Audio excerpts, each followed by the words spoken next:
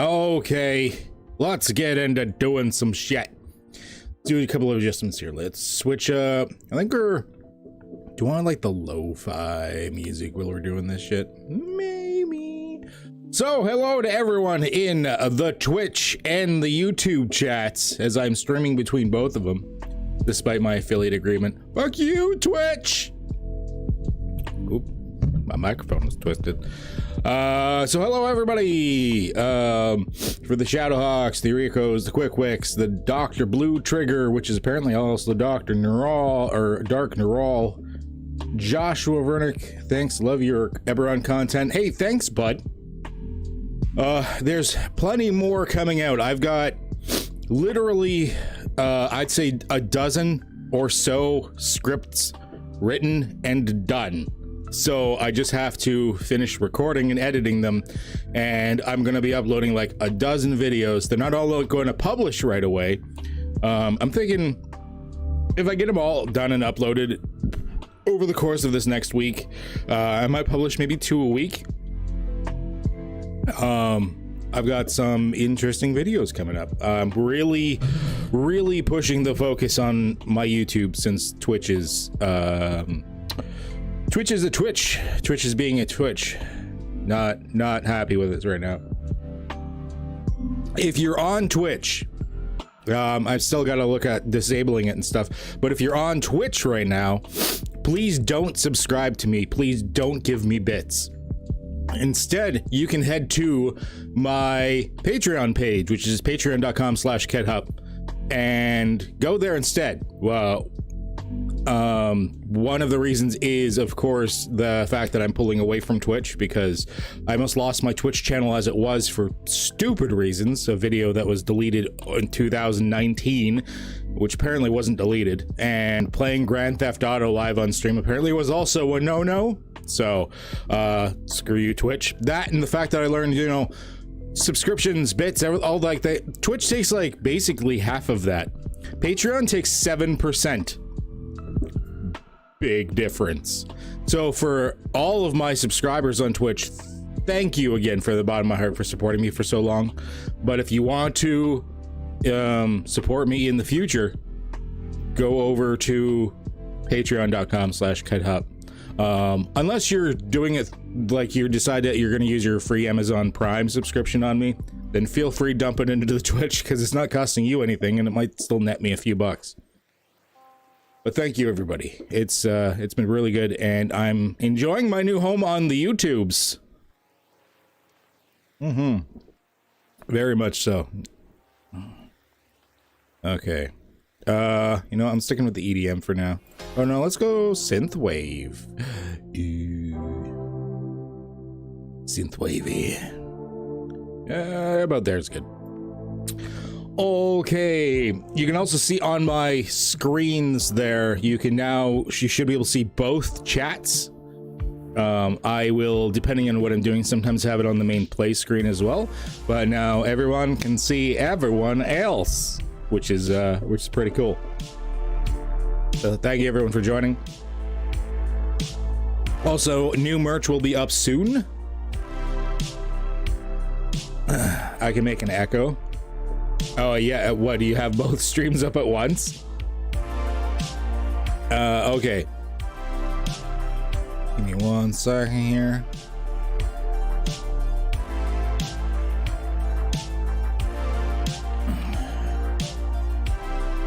All right, so before we get into it, no, not Reddit. I can't show that shit on stream.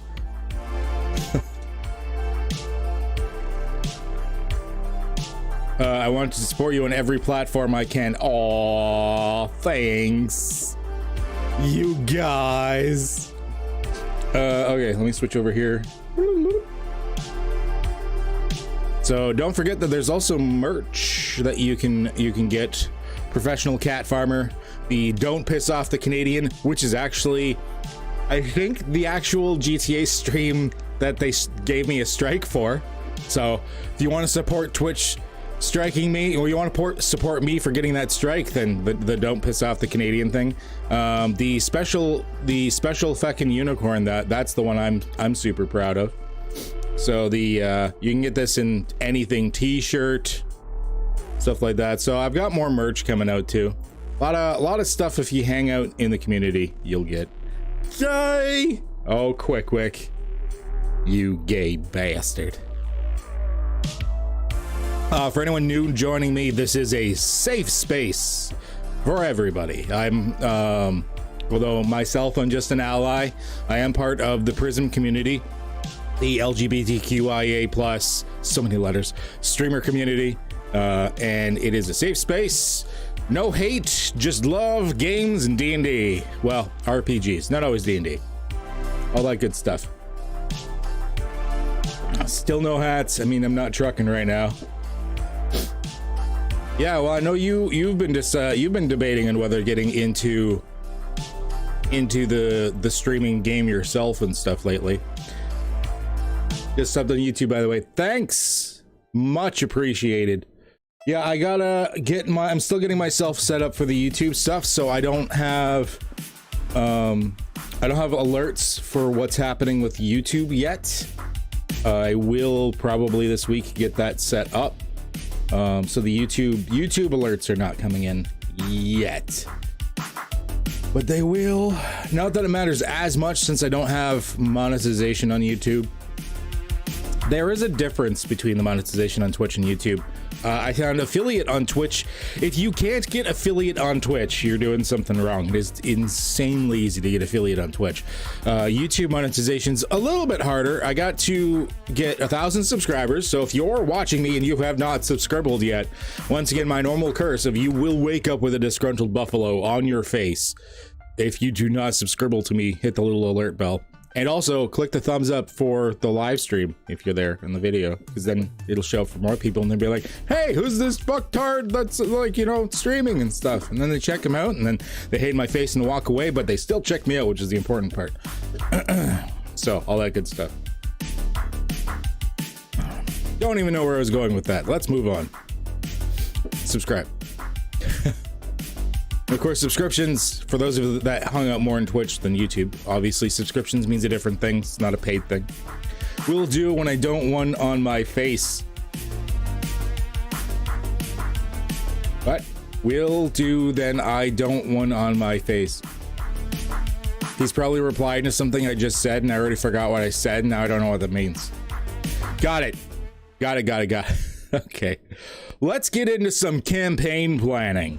So, this is like doing D&D stuff online is more popular than I thought it would be. It actually, I said I was going to be in a public gaming chat. So I'm in my Discord right now. Yeah, so I'm in my Discord right now. If anyone wants to join me in one of the public voice channels, you can. I'm in one of the public ones, so anyone can. This is probably playing with fire. Work on your own game right now. Cool. Once again, if you want to hang out, feel free. Hang out. There you are. Oh, I gotta switch it so that it's the right audio thing, don't I? So many audio devices. Hey. There you are. So, I'm gonna keep the chat there for now. If I'm playing a game, I might not have the chat on the screen, but we're just sort of hanging and doing writing and stuff. In the lower right corner shouldn't be too bad. Most of the stuff will be in the center of the screen. I think I'll shrink it a little bit though. Shrinky dinks here.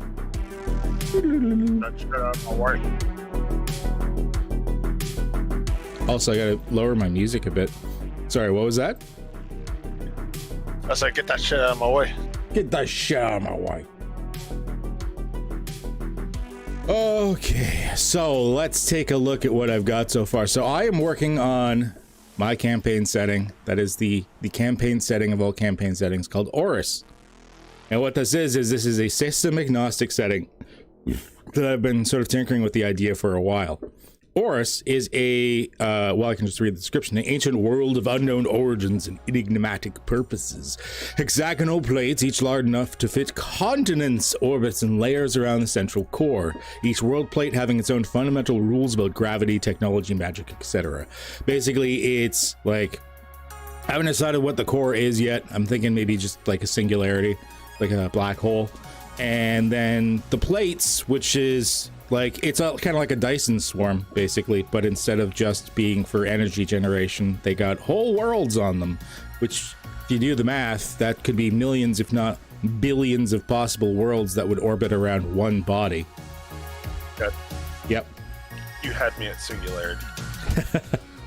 But this way, I thought we could do some really cool stuff. Like, if you got a character in a D&D campaign and you're like, I like the character concept, even if, like, you're not as worried about the specific rules for him, and then, like, you guys transport yourself to a sci-fi setting, yes, you technically have to make a new character sheet, but it could still be the same character, per se.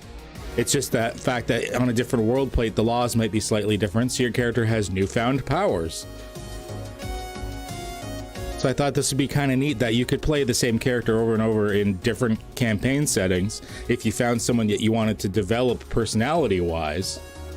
But you could, like, throw it in different situations and stuff. Now, I have focused at the moment almost exclusively on the D&D campaign setting, which is Windermere. So on the main page, I'm going to have different links to the different world plates as I do them. I figured this is a good amount to start with, because each one of these is its own fucking world campaign setting. If I've done more than this, then I have no life at all. And apparently I've still got, like, art business crap to do. So the Windermere world plate. There's a little map here. Let's look at the big map. I like the fact you can have, like, Google style maps set up for this shit. So the Windermere world plate is roughly this. This is the campaign set, the D&D campaign setting I've been working on for a while. I have notes in all of these other countries, even though there's nothing here for them yet. I gotta type it in. But Windermere, what's that? The world is flat. The world is flat. Yeah, I can't wait to do one where, like, it's a modern campaign setting and you're on Earth and you're like, yeah, we want to just go in orbit around space, and the government's secretly like, yeah, the world is flat, by the way. Holy fuck, the flat earthers were right? Don't give them any more fuel. So yeah, I thought that would be a fun little thing, because I wanted to do one of the campaigns I want to do at some point is I want to do a Myst campaign. Not necessarily, it doesn't have to necessarily focus on the puzzles like the games, but I am a huge fan of the world and a big fan of the books. And actually Malik has also read the books. And the world building is amazing. The world behind Myst. So, like, don't worry, quick, I know you're not a big fan on the puzzle things. I wouldn't focus on puzzles, I'd focus on the world. So yes, the island of Windermere, the Windermere Annex, is sort of where I focus now. Like, it's a lot of work to get all this shit done. So this is, once again, you click on a new area, you got a new map, you've got all these fun little things. So I'm filling all of this out. And we're doing this with World Anvil. Now I'm pushing World Anvil, not because, like, I'm not, anyone watching, I am not paid by World Anvil. They don't even know I exist. It's cool. It's fine. I'm not hurt deep down inside by this at all. But it is pretty good. You're working it. My people are talking to other people. We're getting something done. All right. Yeah. So I really like it so far. I've only been tinkering with it for like a week. It's complicated. I'm not gonna lie. It's just because there's a lot to it. Once you realize it really actually comes down to, even though there's like a billion things you can add, for the most part, it's all the same thing. Just over and over. It's just, there's a shit ton of content to organize. And you can do anything. If there's a language, an item, whatever, if you make an article for it, wiki style, you can link them together, and it's just great. And then of course we can actually, when we start individual campaigns in it and do players, we can do that as well, which is really cool. So that's what we're working on today. So I've got a whole bunch of articles that I've prepped for like the different countries and stuff that we need to go through. Yeah. Okay. Also, might have to do some more art like maps and shit for the different towns and whatnot. So let's figure out quick lists. Let's make sure I'm just working on work in progress articles, and let's start typing some shit out. Now I'll pull up my old notes here, because I started writing this in a traditional book format at one point. Okay, my music still is too loud in my ears. Here we go. Old chapters. So originally I started this as, like, before I did my book, Podley's Opus of the Esoteric, a lot of the class options are originally going to be in this campaign setting. That's where they come from. There's still some that did not make it over to the Podley's book yet.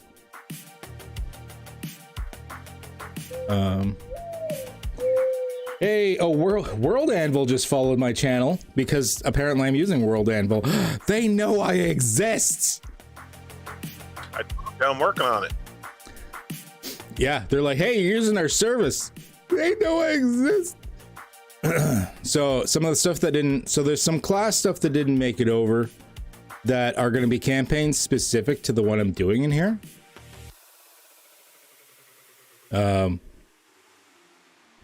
This is too loud for your ears. Do I need to throw $5 at you? Oh God. Hey, World Anvil, or whatever teammate of World Anvil is saying hello. I see that you drop in with a lot of streamers. It's pretty awesome. I imagine there's not a ton of streamers that do the like campaign planning and shit like that. Not a ton. I'm in both Twitch and YouTube. By the way, hello. Although I'm focusing more on YouTube these days than Twitch. Big fans of yours, World. Yeah, I've been sort of pushing it lately. I've been looking for something good to use for years, and then World Anvil, I just sort of fell into it. And it's a lot of work, I'm not gonna lie, but it's a lot of work to set this shit up in the first place. This gives you the tools. Okay, so I think the world plate is probably the next one. There probably should have been one of the first ones I edited.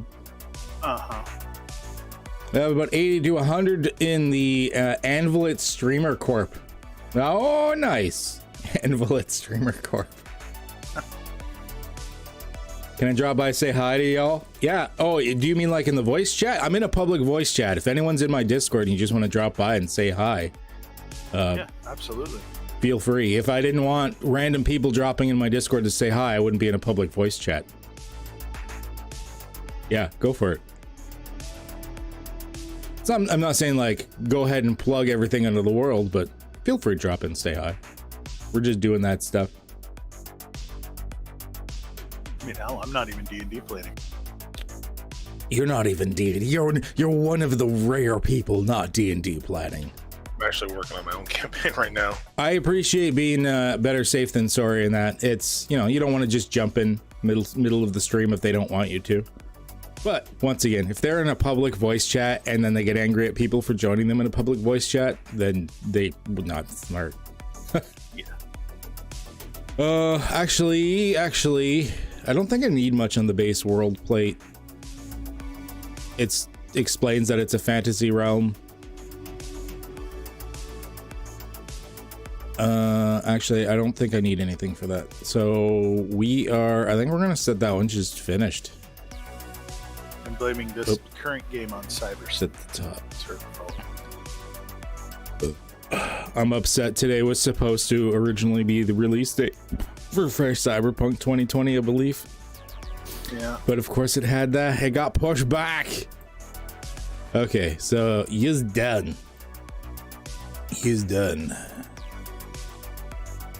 All right, what do we got at the bottom here that we haven't? The Irenic Milieu. This is a cornerstone. Hawk's played in one of my campaigns that I've used these guys, so he has a intense dislike for the ironic milieu. Oh yeah. So as I type this, I'll do like a brief description of what this is. So once upon a time, the elves managed to regain elven high magic, and believing that they're better than everybody, they wanted it basically to unify the world in peace and harmony, and where everyone has to do things the elven way. So the ironic milieu was created, where they do things like they give each country a choice: join us or not be destroyed. They don't destroy you, but they separate you from the rest of the world. You get isolated, and they have the power to do that. They do have the power to destroy as well, which happened in the Windermere Island. One of the metropoli that fought against them got destroyed. But basically they're a unifying organization, and if you accept to join them, you don't get to join them right away. You have a 100-year probationary period where they set in their flower guard and the criterions and stuff, and they try to get you used to their laws and basically constantly monitor how you're doing and things like this. So that is the ironic milieu in a nutshell. So let's see here. Those bastards. Those bastards. That's that's backgrounds from that. These are my old notes from the old book. I'm assuming that some of the stuff that happened in our original campaign is not canon. No, some of the stuff is not canon, like the fact that there was an apocalypse involving a Mogwai. We're gonna ignore that happened. Fuck's sakes. Here are history stuff. I think the ironic milieu is somewhere. Yeah, I wrote this a number of years ago. I just haven't updated some of it. Here we are. So I'm going to put this on this page for now. Oh, I need my third monitor. So I want my right one to be like reference. Then there's my core one, and I want my like chat monitoring and everything actually above me. Okay.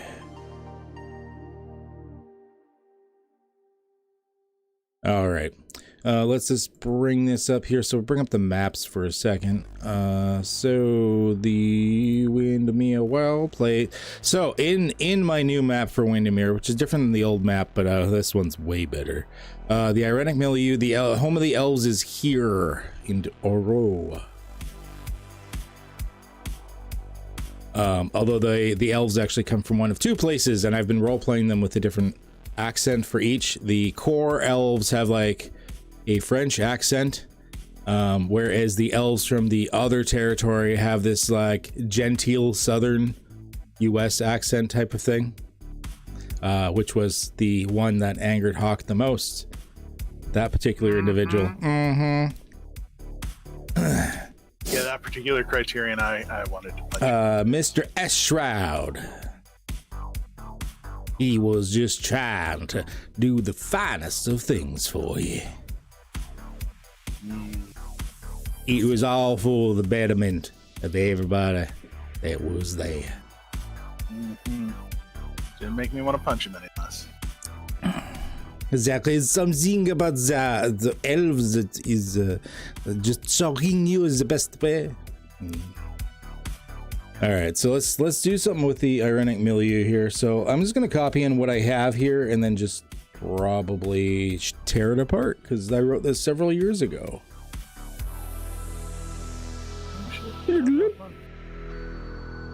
Fucking PDFs. Yeah, this game is Cyber City's fault. I saw her playing it the other day, and I asked her about it, and she's like, "Oh yeah, I think you'd enjoy it if you enjoyed that game and that game." What was Cyber City playing? Farm Together. Farm Together. I don't know that one. Okay, I'm just gonna format this so I can read it all, get rid of the bullshit that the PDF made. Like that the PDF does, like when you look at it, the PDFs don't have word wrap. They, instead of a word wrap, it legitimately puts a line break in. So when you copy and paste a PDF bit, you get this stupid thing because the line, oh god, that was a weird design choice. Thanks, Adobe. Once again, I've moved away from most Adobe products. Well, I mean, the whole reason they did it that way was so that it, for exactly this reason, because it makes it harder to transfer stuff between documents. I imagine it was actually just laziness of the coder.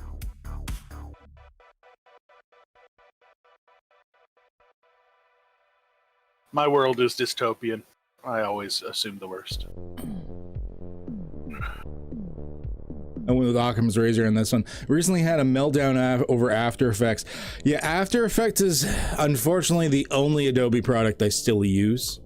DaVinci Resolve's Fusion isn't quite there yet. Like, I use DaVinci Resolve for pretty much all of my audio work now, as well as all of the like the video editing and everything.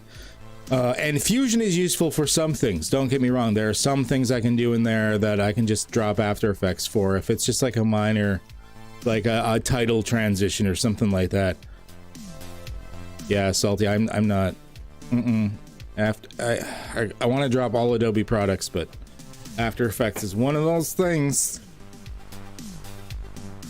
I think it's literally the only one I have installed.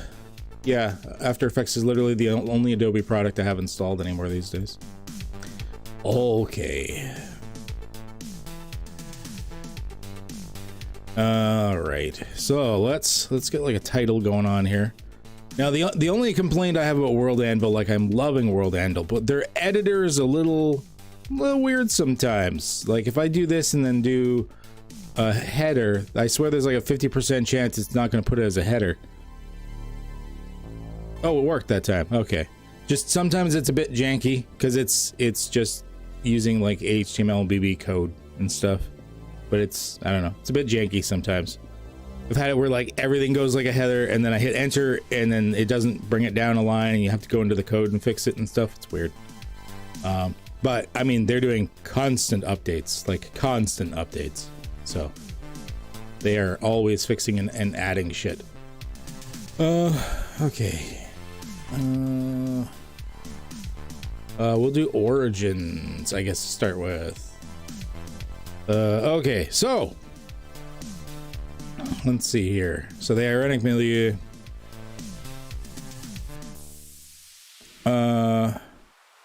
Weird. We're all weird. Look at us all. It's funny. There's more. I am legitimately surprised at the number of people that are actually enjoying like just interacting, hanging out, and watching just random D&D shit. Like we spent 4.5 hours reviewing Tasha's, and there was a bunch of people commenting and stuff. A bunch of people have watched the video since then. People enjoy that shit, I guess, apparently, which is cool. I like it. Yeah, my wife was like, next time you want to do something like that with a new book, she's like, I'd like to tag along because as a new player, you know, I want to, you know, I want to kind of input on what I think. Well, one of the ideas, like I had tossed around with you before, that I really want to do is like do like almost a podcast format, but you know, still live stream it video as well. And I would like to do more like role player, just chatting about a particular, like we pick a topic, we sit down and we just chat about the topic. Oh yeah, absolutely. I'll have special guests. I'm assuming the Shadowhawk and the Quick will probably be more common special guests. But other people that are in the channels as well, Dark Neural, for instance, you'd be welcome. I've chatted with you before about stuff. Anybody in my community. If you're not part of the Discord, join the Discord. Don't be dumb. Don't be dumb. The Origins, all right. So instead of elves, I'm just gonna put elves. We discovered how to use their elven high magic. They use the Library of a Clash. I don't have an article for that, so I should probably make one. I'm discovering little secrets on when I'm using the World Anvil here. instead of just like writing an article and then afterwards going through and then making articles to link in and then going back into to link them and stuff, as I come across a word like here, the library of a clash, which would be a specific place, I immediately go make an article for it. Don't bother filling it in, just make the article for it so that I can come back here as I'm writing this and just link it. Because it just makes my world much easier. Well, and that was one of the things I was seeing in the tutorials for that is that's actually kind of how they designed it, was that as you're editing and writing your own articles, if you realize that there's something that you really need to go more in depth on, but you don't actually have an article for it, you can insta-link and make a blank one so you can come back and fill it in later. Yeah, I keep forgetting that. I talked to you into getting this too. Yeah, there's a lot of points in this. Like, they don't have it yet here where you can just do like @ and then make a new article, I don't think. No, okay. That would be a really cool, I don't know if the World Anvil guys are still watching, that would be a really cool thing if you could add that @ and then just make a new article. Well, I guess that would be hard to do because you have to choose what type of article it is. But there's a lot of times in like the down below stuff, like in these extra prompts, where is there an example? Here it is. So like, say like the leader of this place, if I don't have a leader in here that I could choose, I could just create a new article and link it, and then I can like right here make the name and stuff, which is stupidly handy. Really nice. Which I'm probably going to use in a moment because I'm going to have to make up all that stuff because I didn't have a lot of that stuff figured out yet. We was all kids once upon a time. Shh, you don't have to be. What's that? What are we even talking about? Even my annoying voice? I kid. We was all kids. I don't know what we're talking about. I rarely talk about it more. Yeah. Yeah, enjoining me. Yeah. Well, I mean, oh, joining me in Discord. You sound different. Do I?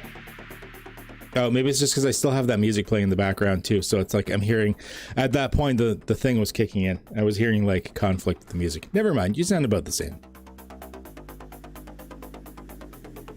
I finally matured. You finally matured. I'm gonna turn you up a little bit. Yeah, just a little bit, you know. How's it going? Yeah, pretty good, man. Just working on another channel for a little bit because I can't play or stream on my old channel at the moment. Why can't you play or stream on your old channel? What happened? I lost my job due to COVID, and then it turned out to be a thing where I can't afford my own place with my wife. So my mom and dad are paying for the rent and everything else. So they took my most of my streaming stuff, and I don't want to stream on that until I have my stuff back, basically. Okay, I understand that. Yeah, tough times there in that case. Well, hopefully you can get yourself back set back up for the whole streaming thing at some point. Yeah. In the meantime, if I start doing that get together meet thing, I welcome you as one of my special guests thing. If we have some more RPG chit chats in the future, for you know, I think we'll sit down on the Discord. Everyone that's like an RPG player, we'll just like, maybe I'll even make a new channel for it. We'll sit down and we'll just figure out some topics maybe we want to talk about and discuss. Because there's some topics I think would be interesting to talk about. There's even some like controversial topics I wouldn't mind delving into for RPGs, like the modern use of like consent forms and stuff before an RPG. That's a discussion. Yeah. Oh yeah, that's a discussion in and of itself. I'm sure it'll be a good enough conversation. We'll get something out of it and anger as many people as possible. All right. Yeah, that sounds about right. Elves rediscovered how to use their high magic. They found this new found power in the... All right, now I can link. That's what I was doing. Library of a Clash. I want to talk about Dark Elves. I mean, I could. If it's about the Eberron thing, I've already done the video with Dark Elves in it. Hey, go check out the video. The Warforged one is written. It's one of the dozen ones. I was about to say, where's my Warforged? We don't like you, man. You're getting your Warforged one very soon. Why are you even here? That's probably the next one I'm going to be doing is the Warforged one. I've got a bunch. I've got a bunch that, yeah.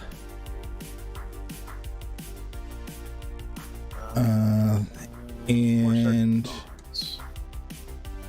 poured over the tomes of lost history. All right, so the High Elves banded together as one new nation. I gotta change this as the name of the world has. I just put the world.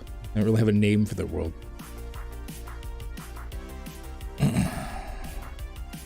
Of it. The Bloodlords. That one needs a thing as well. Dashboard. I guess that would be organization. Yeah, that would be an organization. I'll just put Bloodlords. I made the mistake for a couple of my earlier articles of putting in like the in front of a bunch of things, and I really don't need to do that. So I'm trying to remember not to do that. So I'm slapping my hand every time I want to put the in front of something, like the Duskwood, the Bloodlords. No, I don't need the in front of it.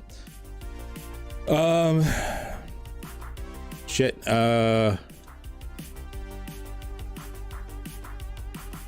I guess secret cult? For now, I can always change that after. The important thing is it's there. Lords. See, I just type it now, it's going to auto link it in it. So like if I preview this for a second, see there's already a link to it. Ta-da!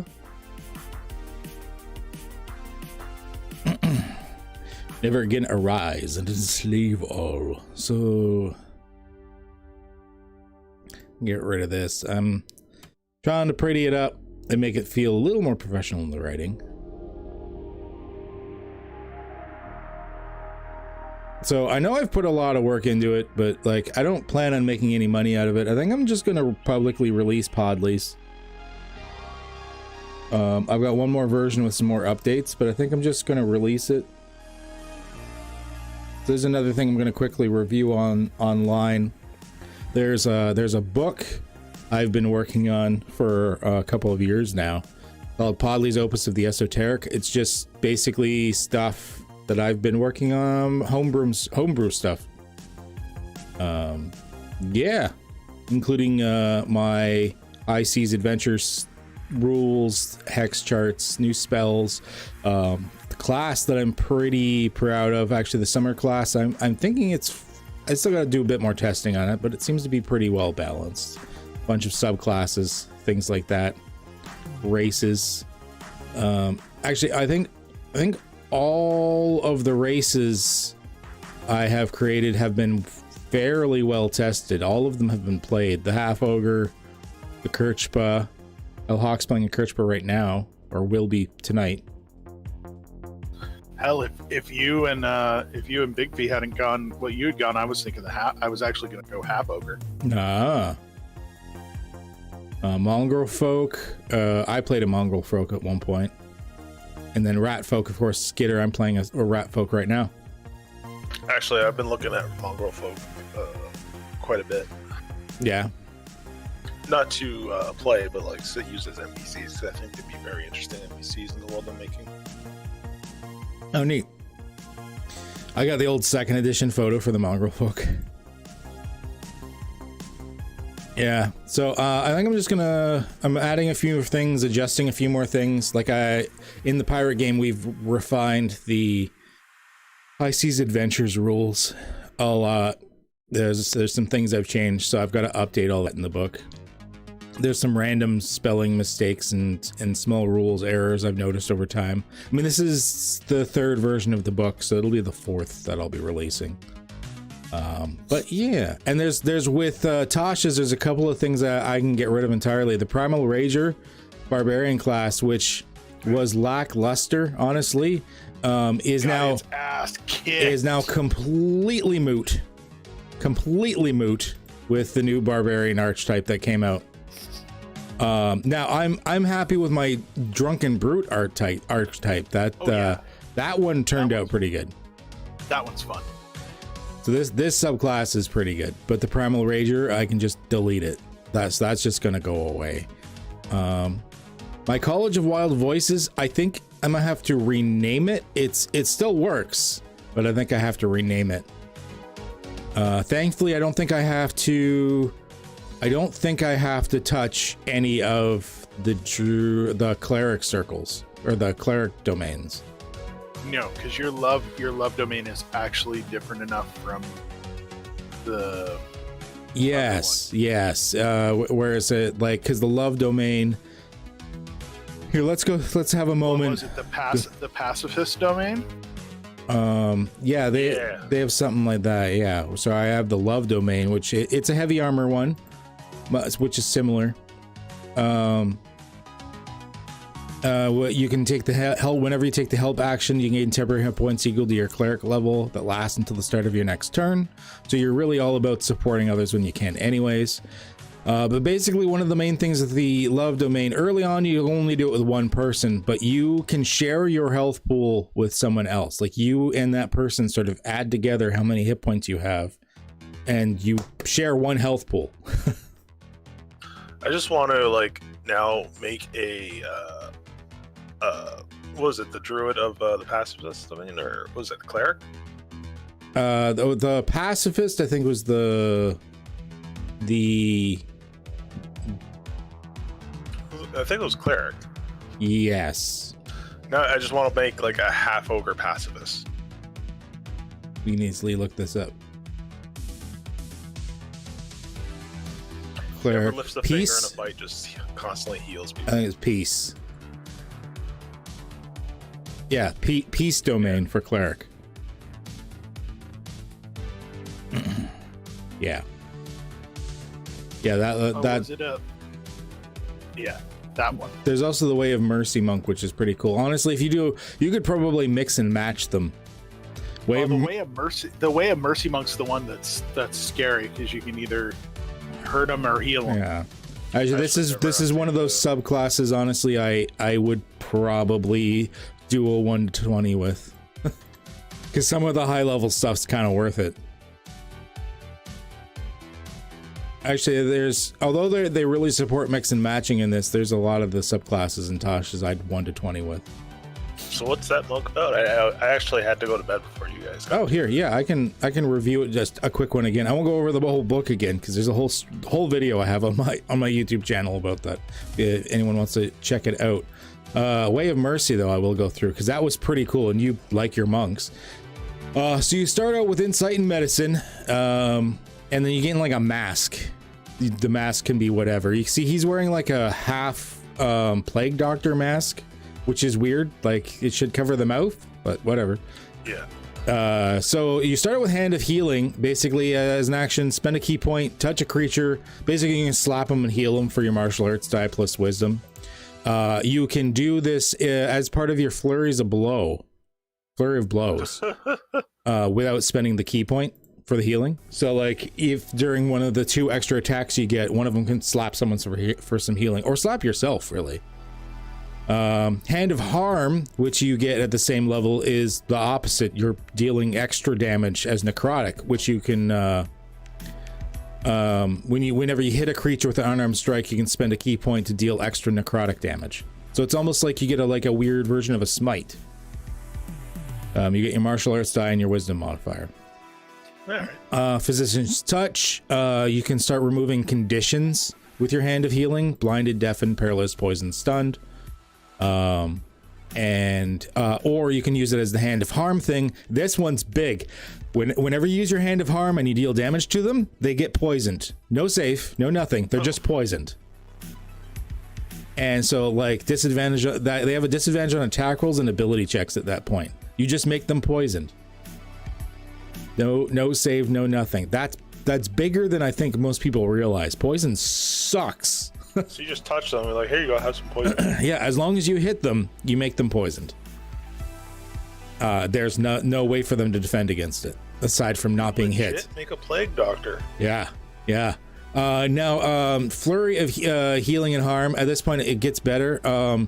You can now heal on each one of the flurry attacks if you want without spending ki. Or you can now use the hand of harm without spending. You can now use hand of harm with the flurry strike without spending ki, because normally you were still spending ki for it. But you can still only use hand of harm once per turn, which is fine. So that's pretty cool. And then hand of ultimate mercy is just res somebody that's been dead for the past 24 hours for 5 key points. They come back with 40 10 plus wisdom modifier of health, and they get rid of like all conditions that they had and blah blah blah. You can use it once per long rest. Ooh. Yeah.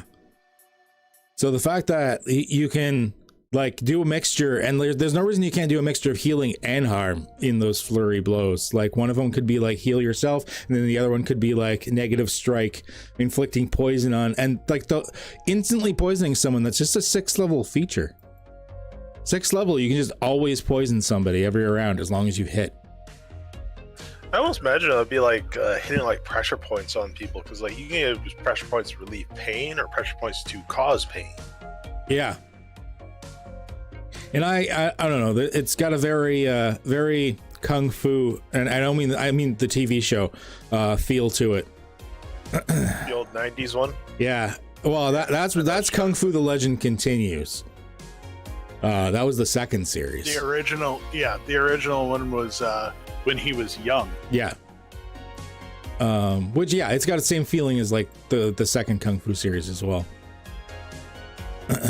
Yeah. That's an interesting monk. Yeah, the love domain I thankfully don't have to change. Like so you do share the health pool.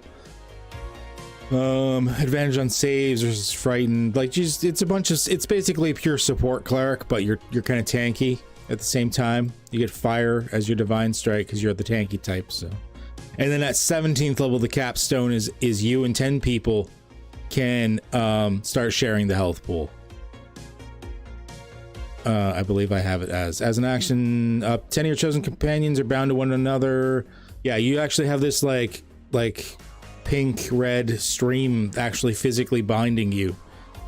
Each time you suffer damage, choose an ally. That ally can use your action to make a single attack or cantrip.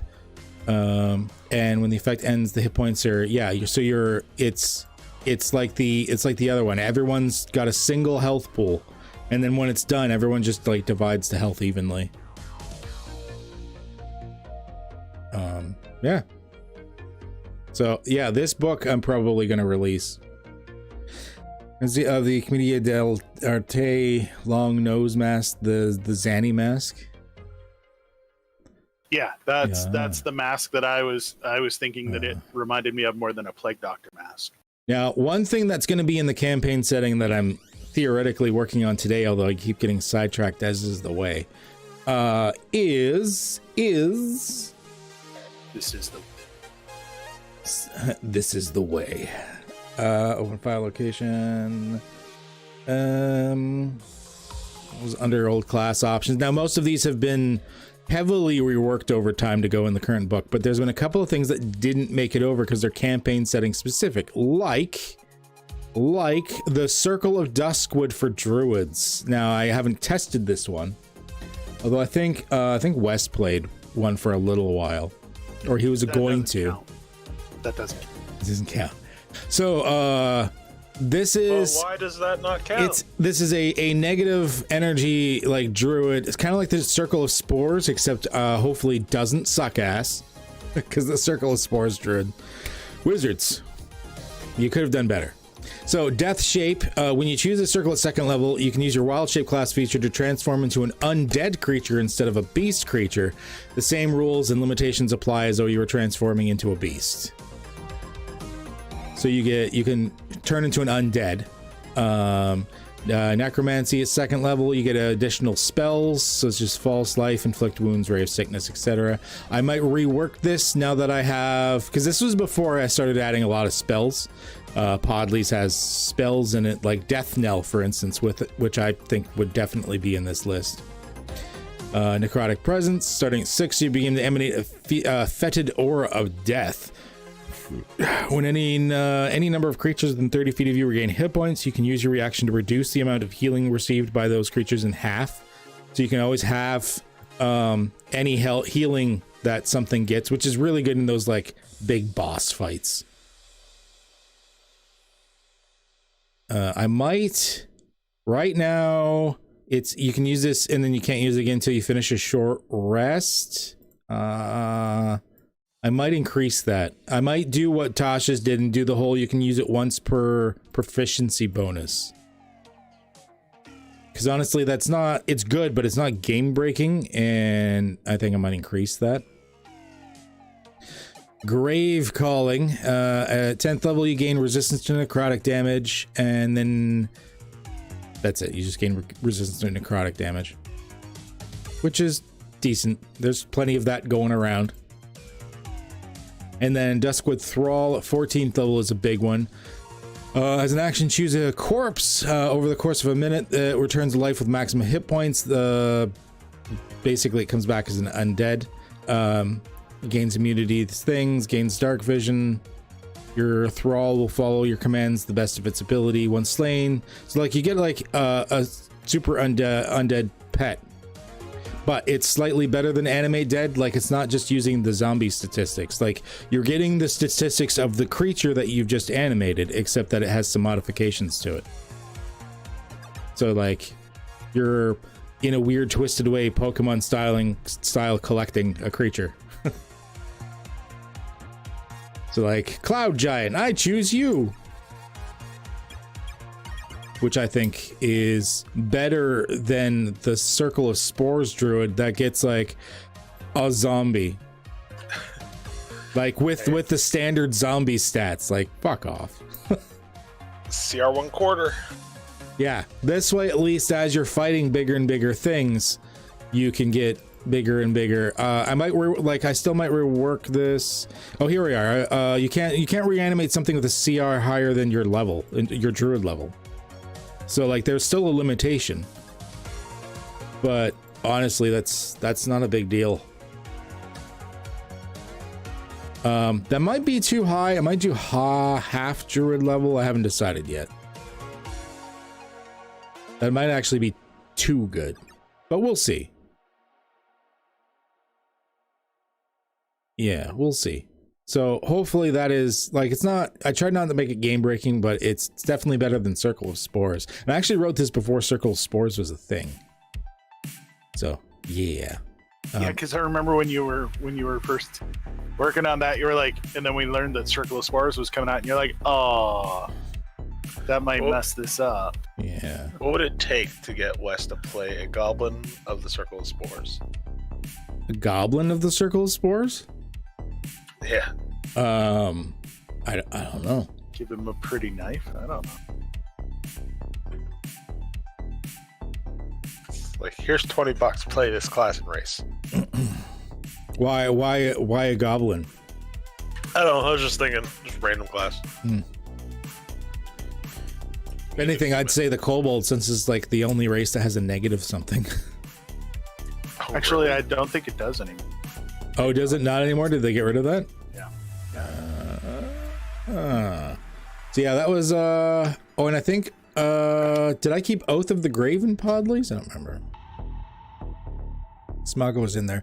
I'd say the class that's been tested the most out of my stuff is the Way of the Opportunist Monk, which is a little bit different than this now, but That has bring it up. Well, let's get ready to get really retested because I'm playing it. Oh, your Kirchpa's way of the opportunist, isn't he? That's the way I intend on taking him. Yeah, I've had several people play the way of the opportunist monk now. I'm pretty happy with the way that turned out. Let me find the sucker in the book. Druid circles. My Circle of the Mountains heart, that one's been played been tested a bit as well. People are enjoying that. Tactician. Brian is kicking ass with the tactician. Yes.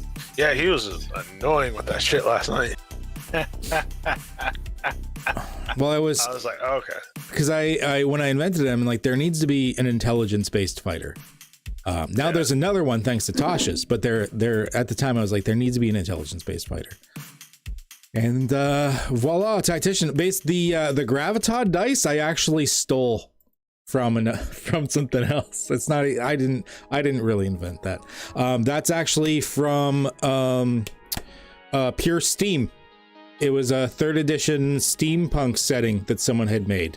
And there was a class in there, I forget what it was called, but they used something called the Gravitod dice, and I liked the mechanic, but I mean, they never updated it for 5th edition or anything, and they haven't touched it in forever. It just kind of disappeared, I think. So I was like, screw it, I'm stealing that. So, and it wasn't like this. Like, I just like the idea of the Gravitod, like having the dice that you could use for it.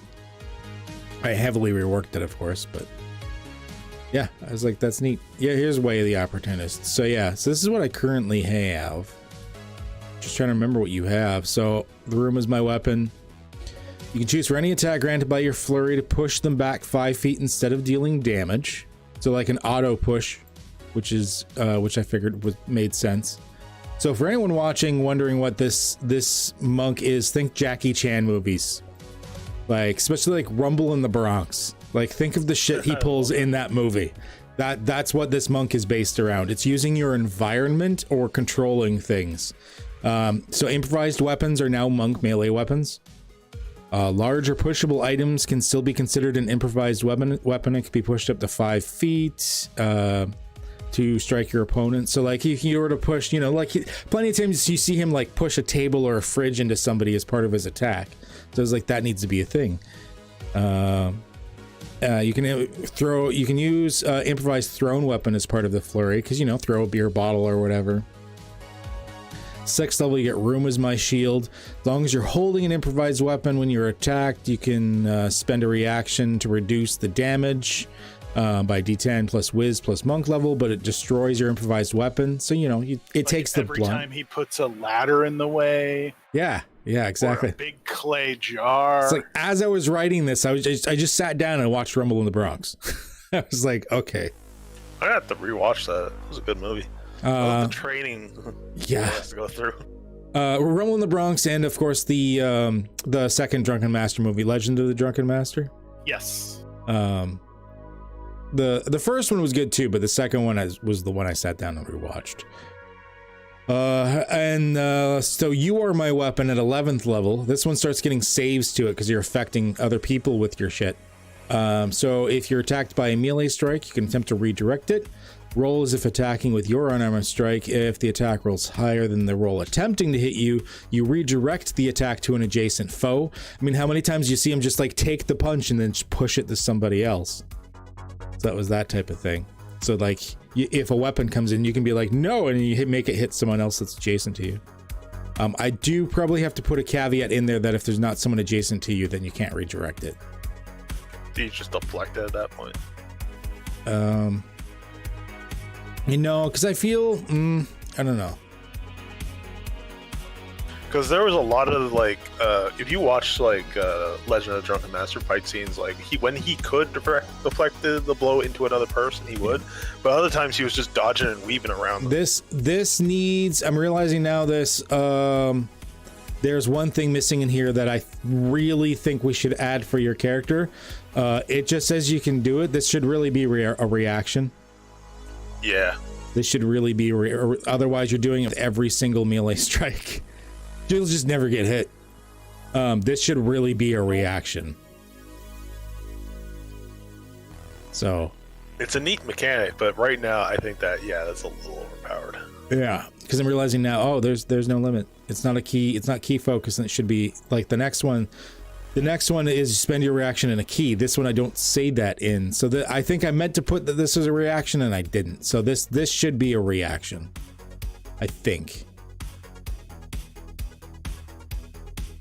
Yeah, so if you successfully attack two targets adjacent to you in the round, you can spend a key to slam their heads together and make a con save, or anyone that fails their save is stunned till the end of their next turn. So you can spend a key point and possibly stun 2 people in one key point. And if you manage to push one target into another, they must make a dexterity saving throw or be knocked prone. Which is pretty cool. I really feel that you can negate the key point cost if you go whoop, whoop, whoop, whoop, whoop. And then Vital Strike is at 17th. Once again, it has a save for as you can start doing things like blinding them, deafening them, knocked prone. Strike your opponent, you can forego damage instead. That one I gotta get rid of, the knocked prone. That's underpowered.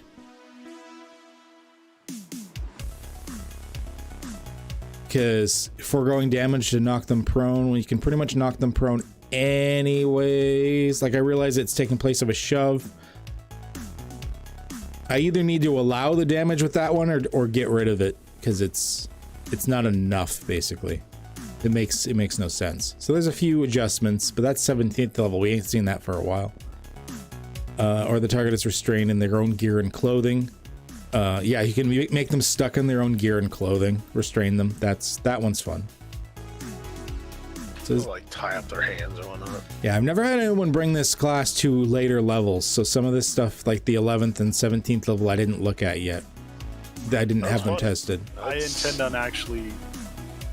That looks like it's right in my wheelhouse. Yeah.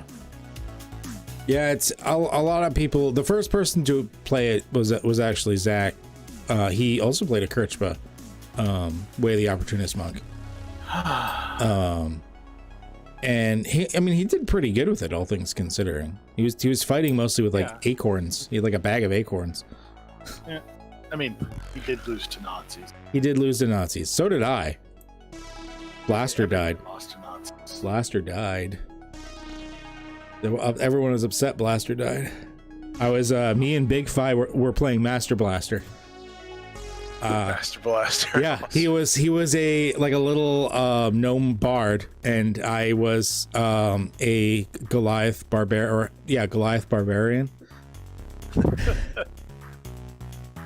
And I just you just ride around on your back. Yeah, he was like slapping heroism on me and shit like that, and it was good times. I like playing duo things like that. Okay, so the High Elves created duos. Yeah, I think Podley and Sir Gallen need to roll again. I agree. We need to redo a Podley. Now that Podley is a doable thing again. Yeah. You can do unarmed without having to be a monk, thanks to Tasha's. Yeah, because like monk did not fit Podley at all. Now a couple levels of fighter to get everything that you need for the unarmed, and then focusing the rest into like rogue or whatever. Wow. The shit you could do. You could do that strangler all over again, basically. There's unfortunately no non-magical paladin in this edition. Like there's no, well, I mean, with Sir Gallen, I would just not cast spells. I would just always use them as divine smites. Because that was Sir Gallen's thing, is he didn't really cast spells. But you don't have to in this edition. You can just use them for smites, which is what I think I'd do. I would just ignore that I have spells. Every now and then you hit much harder than you should. Yeah. High Elves created the Irenic Milieu, a multinational organization that was led solely by them, embark upon spreading the Age of Civility by allowing other societies 100-year probation periods where the society could bring itself up to the standards of the Irenic Milieu. Fuck those guys. Fuck those guys. If they were accepted, the nation could still run itself as it pleases, as long as it remains within the standards of the Irenic milieu. So that's the thing. The Irenic milieu does allow nations to run themselves, but you're still within their limitations. Like it's not an empire per se. They don't rule you, sort of. Kind of. But you have to abide by their laws. If it failed, then if I would put if the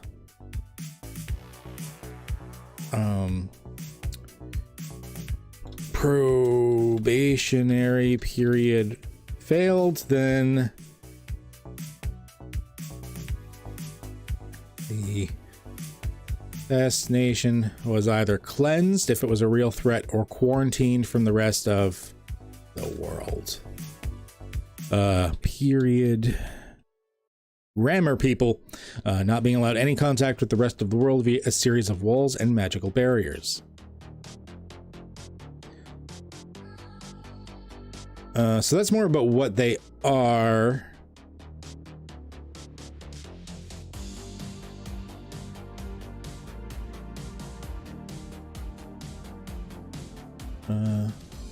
Okay.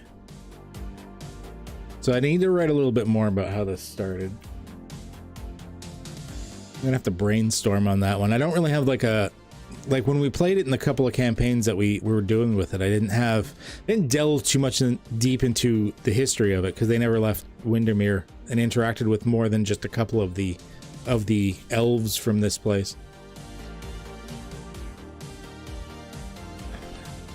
Elves, we discovered how to use their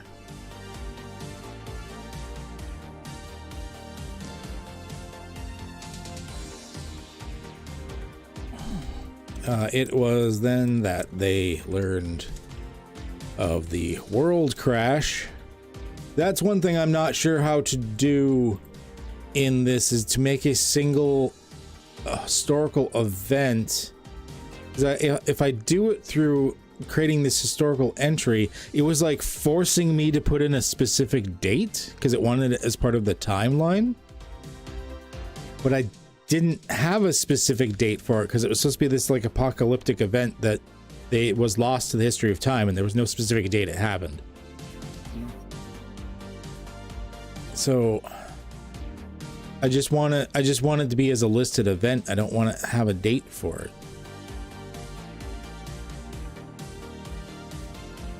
Myth. I guess I could put it as a myth or legend.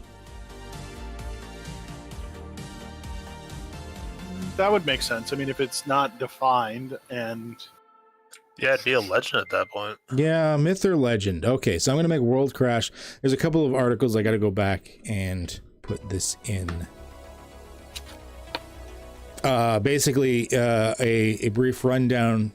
This is something the players kind of learned about. Some of the players kind of learned about in the campaigns and stuff. That at one point, due to some magical tinkerings and fuckery, they actually caused their world plate to fall on another one.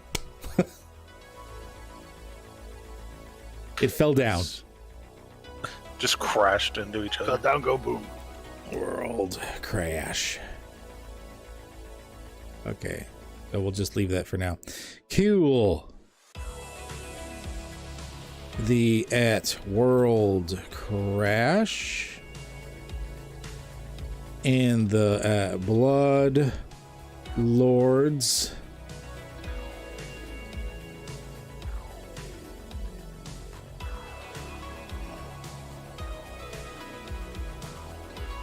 events which instilled trepidation. Wow, spelling. Okay, trepidation and fear.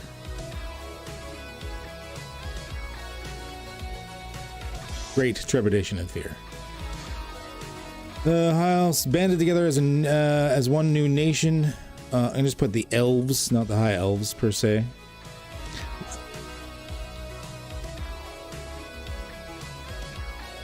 Never again to control and judge the races. That should be a period, so just no run-on sentences. So something like the Bloodlords could never again arise and enslave all.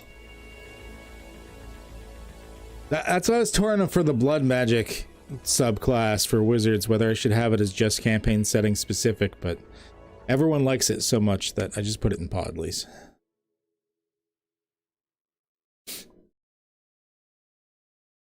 And I think it's pretty well balanced. Okay.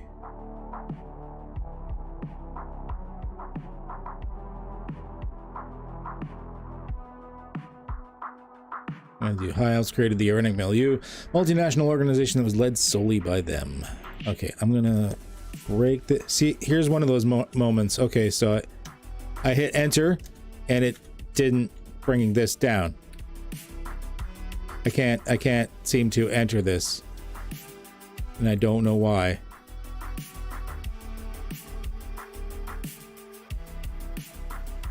It's borked. Yeah, their editor needs a little loving. Like, I had to go into like the code, the source version, in order to actually like get it to go down. And then let's see if it actually looks okay. Yeah, okay, it looks fine now. Yeah, it's a little borked sometimes. So you gotta, every once in a while, you gotta go into like the source mode to like fix something, which is fine. Okay, so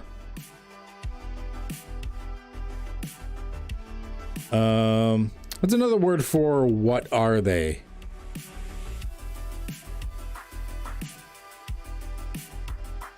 I'm trying to think what are they? Yeah, like a description of their foundation or the basis of what they are as an organization. I can think of a good word for that.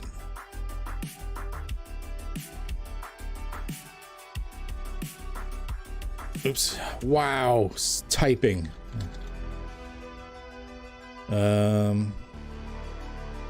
Infrastructure?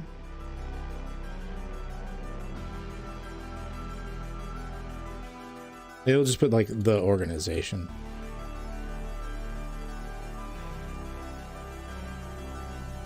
Okay. Tenants. Well, that's more about what they believe.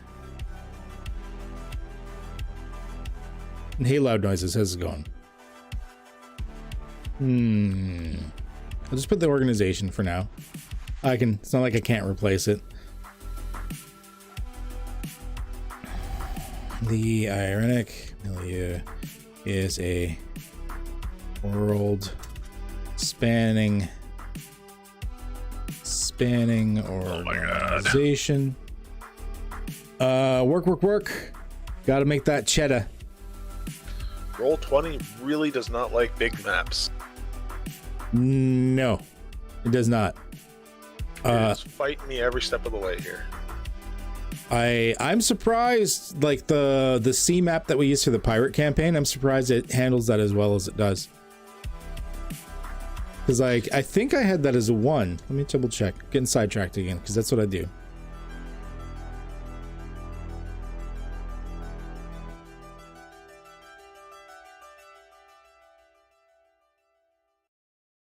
I gotta let Kathy know tomorrow, or sometime soon, but you guys leveling double. Load. Does take a moment. The big map. There we go. Yeah, like, okay, let's go to 100% here. Okay. So like, yeah, I'm surprised. Like, this is a big map. I'm surprised the C map handled as well as it did. How big is this? So this is a 75 by 75 grid. It's not a bad size.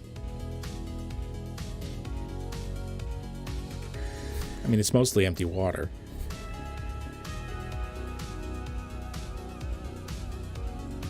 But it seems to handle it. I think if I did any bigger than that, I would definitely split it into sections.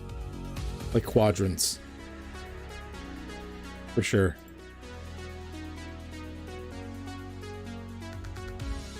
I gotta organize my GM page. Like this is currently what my GM page looks like. It's kind of messy. I just got some random shit going on there. I got my hexes for exploration of weather and stuff though. If anyone's watching that's wondering what these hexes are for, you should watch my YouTube video on the hexes. They're stupidly wonderful. Including all these graphics and assets for free.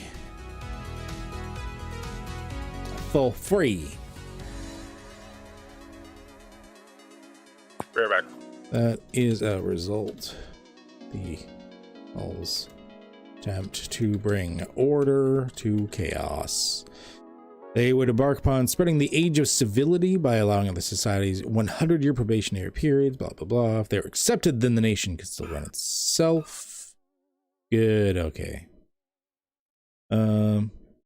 This is more history stuff, so I might bump it up there.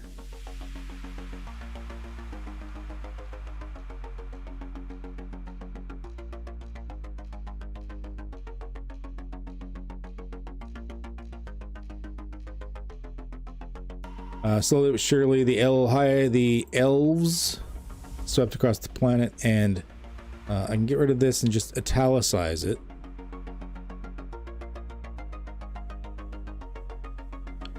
Civilized nation after nation. Swept across the planet and civilized nation after nation. Put a comma there. The only time they have been halted was during a war with the Wood Elves, whom had banded together. I should say in what country, now that I actually have the countries properly mapped out for this shit.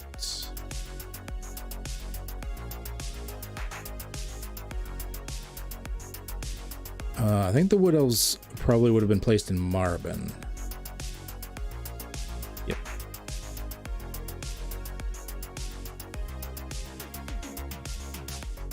So the Wood Elves of at Mar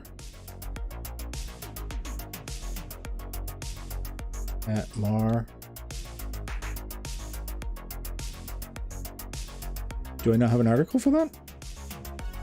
Oh, I don't have an article for that. That's why.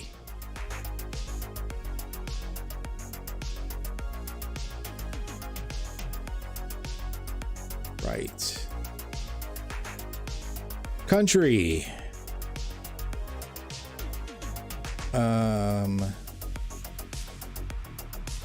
Let's make sure I spell that right.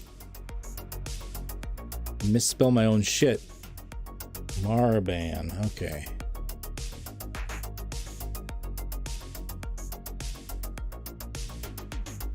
Type. It doesn't really matter right now.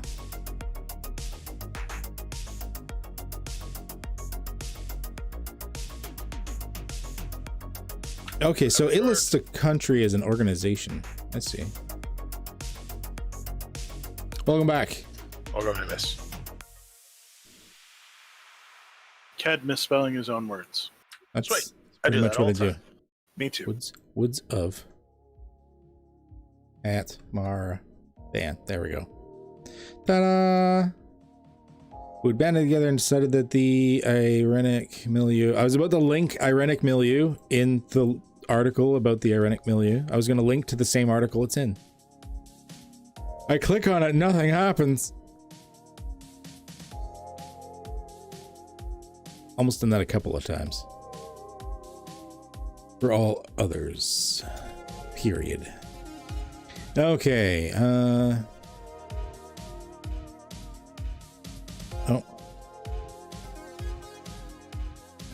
This is more history stuff. So a war broke out that is now known as the Pointed War.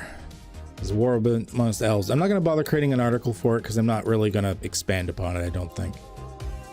Nah. It's a short war lasting less than a year because they just fucking obliterated them. So the majority of wood elves have been eradicated as a result.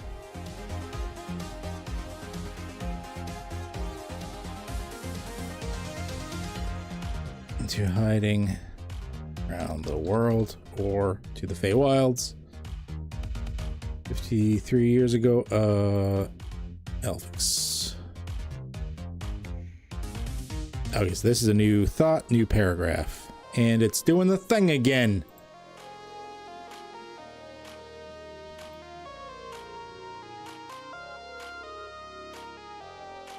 No idea why. Okay, then 53 years ago. I'm not gonna put a date.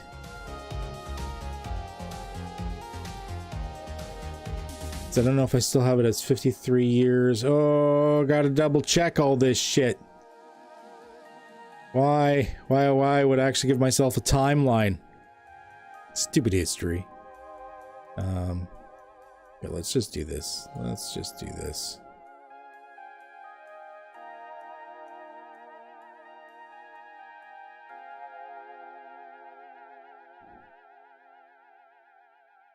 Okay, what year was it that he showed up?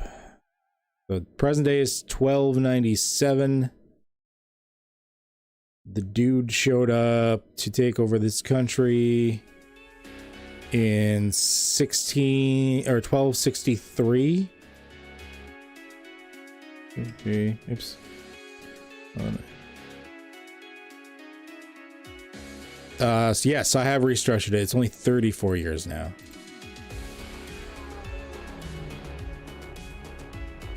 So 34 years ago, an Elsewhere Blighted named of, and then I've got him as an article. Vanders in Valor. Discovered a weak point in the barrier that sheltered at Windermere Annex. The rest of the world.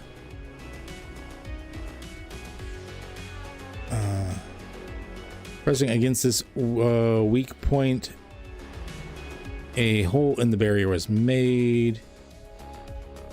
The barrier felt itself collapsed, and at Windermere, whoops, shit, not the city. Windermere Annex was once again available to the world, and the Uniq milieu was very interested in this land and its people. Yes, please.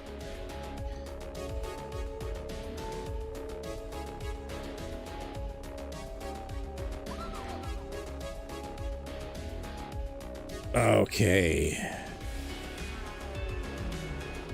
The age of civility by allowing other societies. So, not sure what else to say in here yet. I'm going to keep this as work in progress, I think, and just move on for the moment. I think it looks fine. No weird glitches in the editing. No, seems to be okay.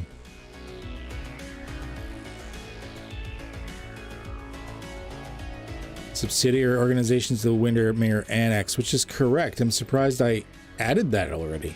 Okay. Yeah, there's so much editing in this. Oh, but World Anvil makes this a billion times easier. I haven't tried some of this stuff too. Like there's like tables you can make where you can like, it's like you got like, you can actually click on it and it'll roll for you on the table and stuff. So much shit.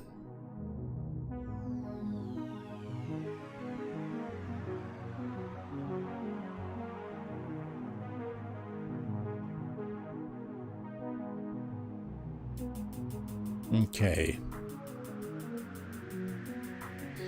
So this is all the history stuff of Windermere Annex. Barrier going up. And yes, Hawk, I did keep in the subjection of the Giant's Palm, basically the Goliath people. That's still a thing. Cool. Because I mean, that's basically your creation right there. You added that, and I just kept it in. So the. Well, I mean, I think it made sense. They're honestly, they're the most far removed from what the milieu considers civilized. Yeah. So it's still got the thing where the town of Suttonham, seeing that there was stuff there, manage to get certain power-hungry or greedy Goliath to sort of betray the rest of you and basically take all your resources and turn you, for the most part, into, I guess, indentured servants. More or less, making their freaking pushing our mammoths out and or our aurochses out and making us raise their fucking sheep. That's right. Because the sheep are the well, you live in a climate. Well, there's also there was the other resources that were there, like the special grasses that were like special and stuff like that, and the terror birds and whatnot. So terror birds. So I kept in your terror birds idea, so kept in all of that. So basically, yeah, it continues to this day. Plateau is basically kind of like the land that time forgot. Yeah. We have megafauna. And so I've kind of changed where it is, but you can see on the map now, it's like there's still very much a plateau there. Yeah, I saw it. Took a look the other day when you showed it off for me. Ugh.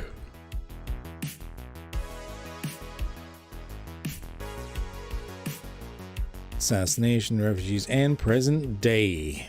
So much shit to fill out. Oh my gosh. This is gonna be something that's gonna take a while. It's gonna be epic. It is. Okay. Yeah, I might redo the... Actually, one thing I wouldn't mind doing... Let's go back to the dashboard then, because we're kind of done with this for at the moment. Now you can do custom spells. So I was thinking of adding a link to the Duskwood Druid.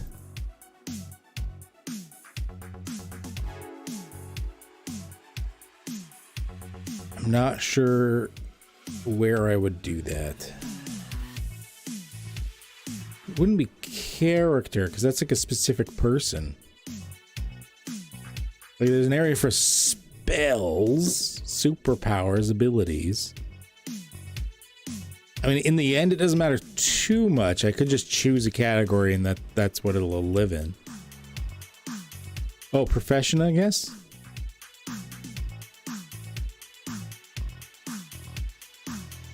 Yeah, that includes like hacker and sword for hire, plumber, whatever. So I guess that would be under profession if I wanted to because it's however I format it, right? Anyways. Yeah. So, all right, yeah, I'll do another profession. Okay. Duskwood Druid. Subclass. Ta-da! I wonder if it's got... Nope, doesn't have Druid as a subtype.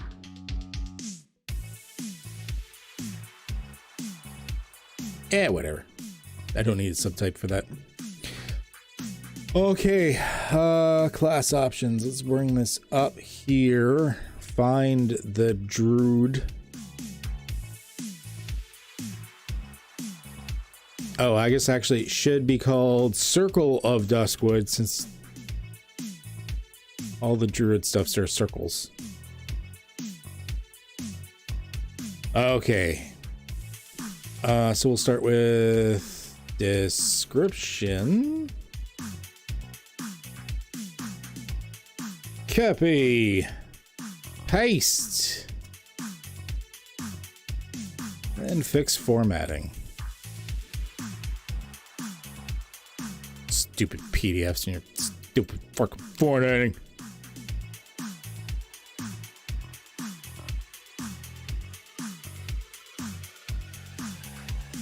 Okay, so thousands of years ago, druids from the Duskwood Forest learned how to tap into the dark aspects of the Shadowfell and corrupt the life around them with it.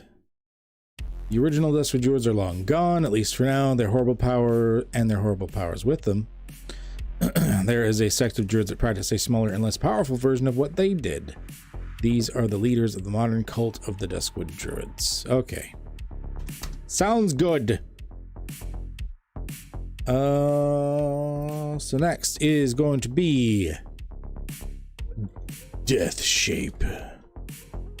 Yeah, I think it was Wes that played this one as well. Didn't you have Death Shape? Yes. Yeah, he did play this one. When you choose this circle at second level, well, you killed his wizard multiple times. For a wild. No. I killed his druid. Oh, did you? He went all Death Shape on me, and I didn't know it was him the first time. Oh, okay. You've killed several of his characters then over time. Yeah, it happens. It happens. Into an undead creature instead of a beast creature. I mean, I almost killed another one last night. So. And the limitations apply. As though you were transforming. Wow, spelling. Transforming into a beast. Wow. So, necromancy. Mantic. And I'm going to put mantic magic instead of necromancy. Necromantic magic. So at second level, the following spells are added. 2Ds added to your druid spell list.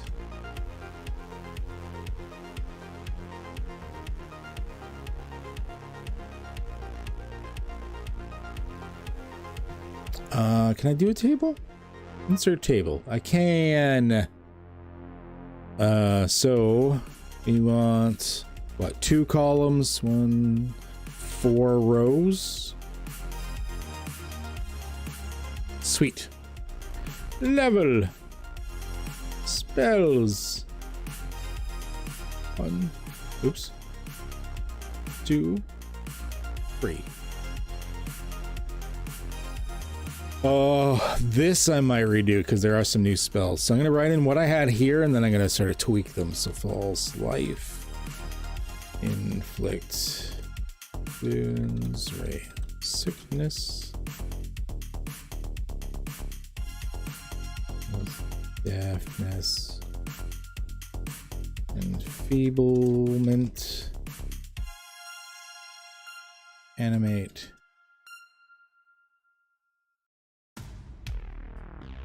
Dead. Vampiric. Touch. Okay, let's see what else. Oh man, there's even new spells from Tosh's I could even think about, or Xanathar's. I mean, hell, I think I started writing some of this stuff before Xanathar's was even a thing. Yep. So I got some spells to look at. Let's bring up D&D Beyond for spells as well. Spells. And I need... Oops.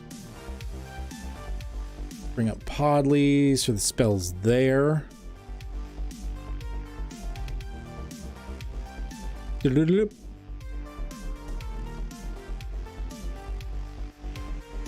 Okay. There we go. All right. So, I would like advanced filters. Spell school. Necromancy, please. Let's start with first level spells.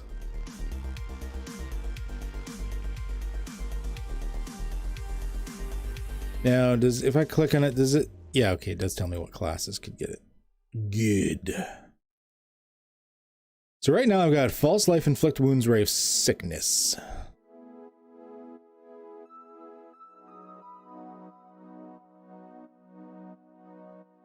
That all kind of makes sense. Although instead of ray of sickness, I think I'm gonna... What do you think would make more sense? Because cause fear is another one that could possibly work.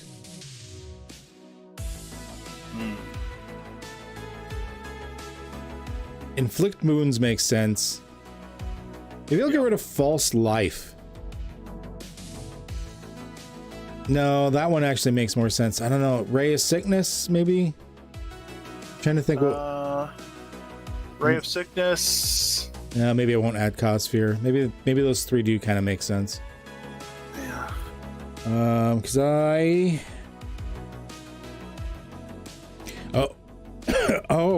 Actually, one of the things I can do. Inflict wounds. I might get rid of inflict wounds.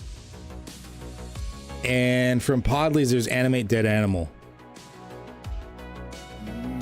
Yes. That one kind of makes sense. Animate dead animal. Hey, I'm a druid, but I kind of like the stuff that's decaying. Yeah. Not around anymore. Yeah. Okay. Level 2.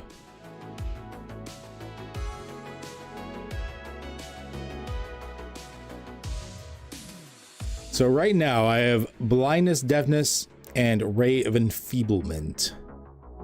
And which makes sense because the only other necromancy one for level 2 that they could have is gentle repose, which they circle of spores technically gets, but it doesn't make sense for them. They don't want to halt decay. Not what they do. Do I have a level 2 spell from Podleys that makes sense? No. Actually, Death Knell is level 2, isn't it? I believe so, yes. Yes, it is. Death Knell, I think, makes more sense than blindness, deafness.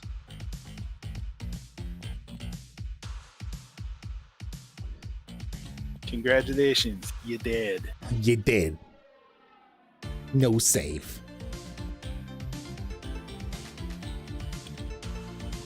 In a way, sometimes it feels risky that I incorporated a second level spell that can just kill someone without a save. But, well, it doesn't kill them. It brings them to 0. There's still a dice roll on it. Well, that's the thing. It's like sleep. Like sleep doesn't have a save. And it's the same thing. You're rolling a number of dice, and then if it exceeds their current hit points, then they go down to 0. It doesn't actually kill them. They just brings them to 0. Mm-hmm. It's basically like a different version of sleep. It just targets a single creature instead of a group of creatures. All right. Now level 3.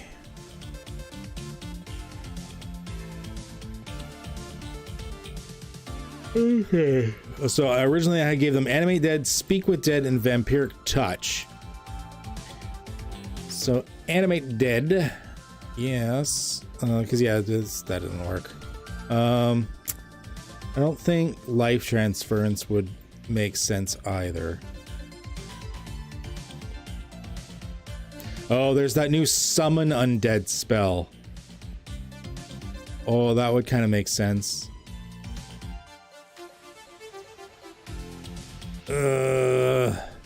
What would I get rid of though? Like Animate Dead makes too much sense, I think.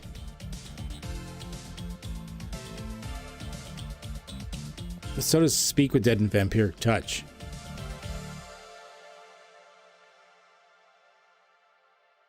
And I'm trying to stick with the same number of spells because it matches other existing Druid spell list editions and stuff.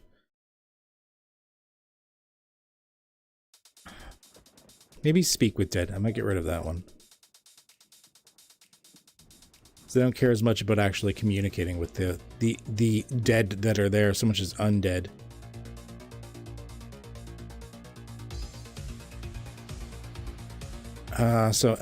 Summon undead.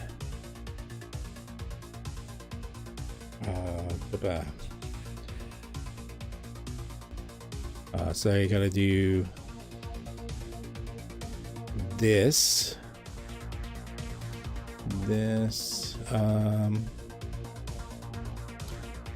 Podley's Opus of the Esoteric. And then with 2 stars, it is Tasha's Cauldron of Everything.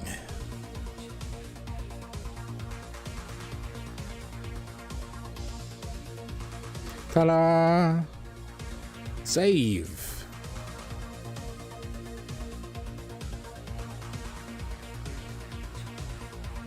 Sweet. Sweet, sweet, sweet.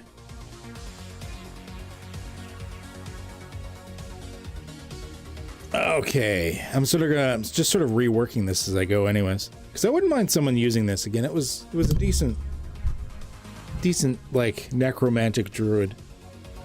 So necrotic presence.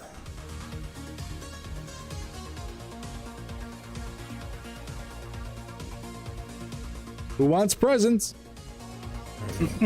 6. I don't want the kind you're bringing. They scare me. Begin to emanate a fetid aura of death, and your eyes begin to glow an unearthly, verdant green. In any number of creatures within 30 feet. Regain hit points. You can use action to the amount of healing received by those creatures to I'll just put by half. Make it a little less wordy.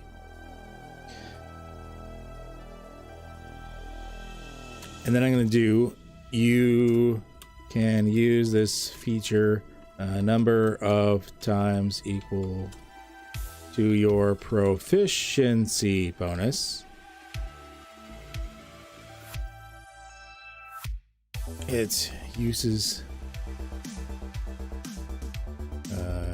your uses of this ability replenish on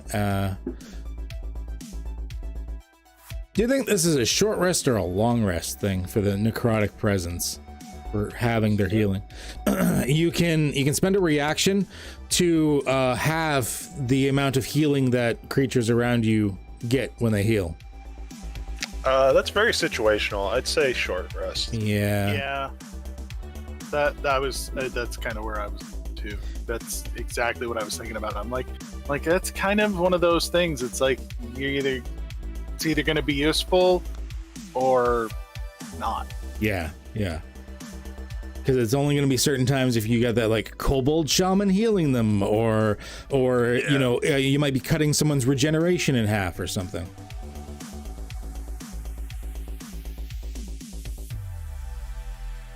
Or if you just want to be a dick to your players, like your other party members. Yeah. Or yeah. That's also a thing. And I increased it from once to equal to your proficiency bonus, and it is, you have to use your reaction to do it. I don't know what you're talking.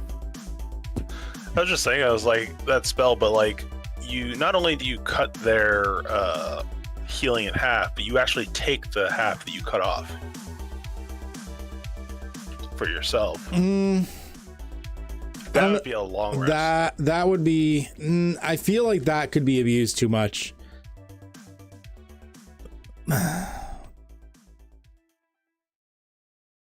Maybe. Yeah, because if it's just as healing and it's not like temp hit points or something, if it's just as healing, then you would have to be hurt for.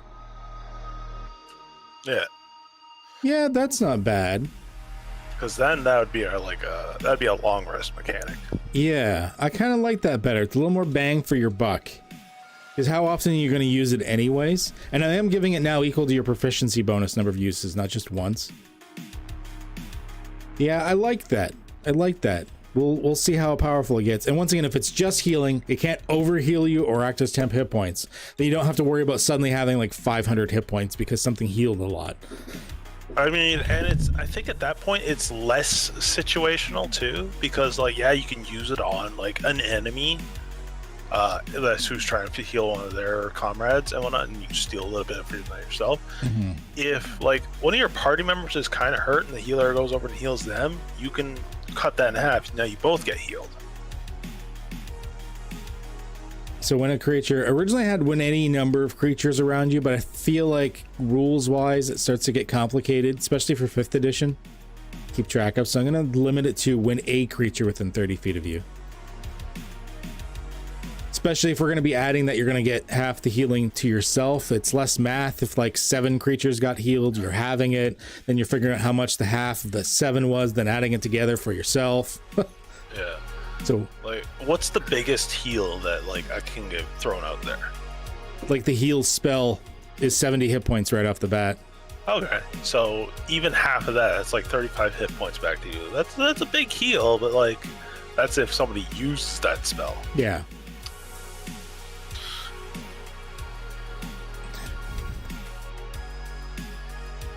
And then you receive. Keep hearing an almost Seinfeldish voice, and then I realized that it's because I technically have both your streams up. They're just turned way down, and so occasionally who I'm hearing is actually Quick, but he's for whatever reason he's coming through kind of like Jerry Seinfeld. It's Weird. It's just like because it's at that. What's the deal with the streaming? Yeah, exactly. It's at that, but it's that pitch because I've got them turned down so low. Yeah.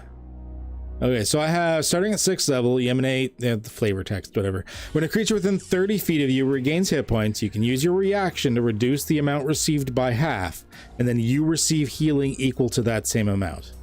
Does that sound correct? Yeah. Yes. Okay. And then you can use it a number of times equal to your proficiency bonus. Your uses of this ability replenish on a long rest. Yeah, because I feel like that would also, like, if it was just like you cut their healing in half, there's counterspell for that. You can just, like, negate it entirely. Yeah. So this way, you just, like, I get half of that.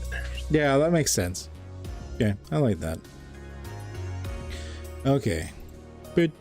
So next is Grave Calling.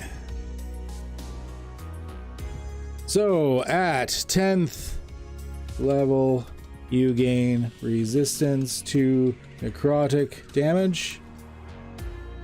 Which is pretty big, because like a lot of things, like levels, depending on what your kind of campaign you have, will start throwing necrotic.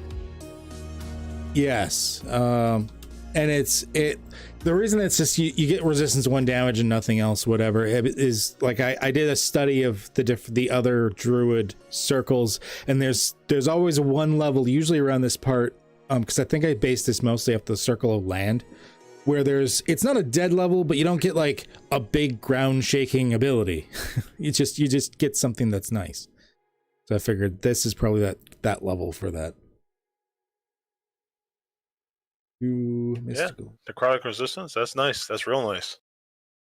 Death, numbing, their susceptibility to it. Did I spell that right? I did spell susceptibility right. Good for me. Flavor text should actually go first before the mechanical benefit.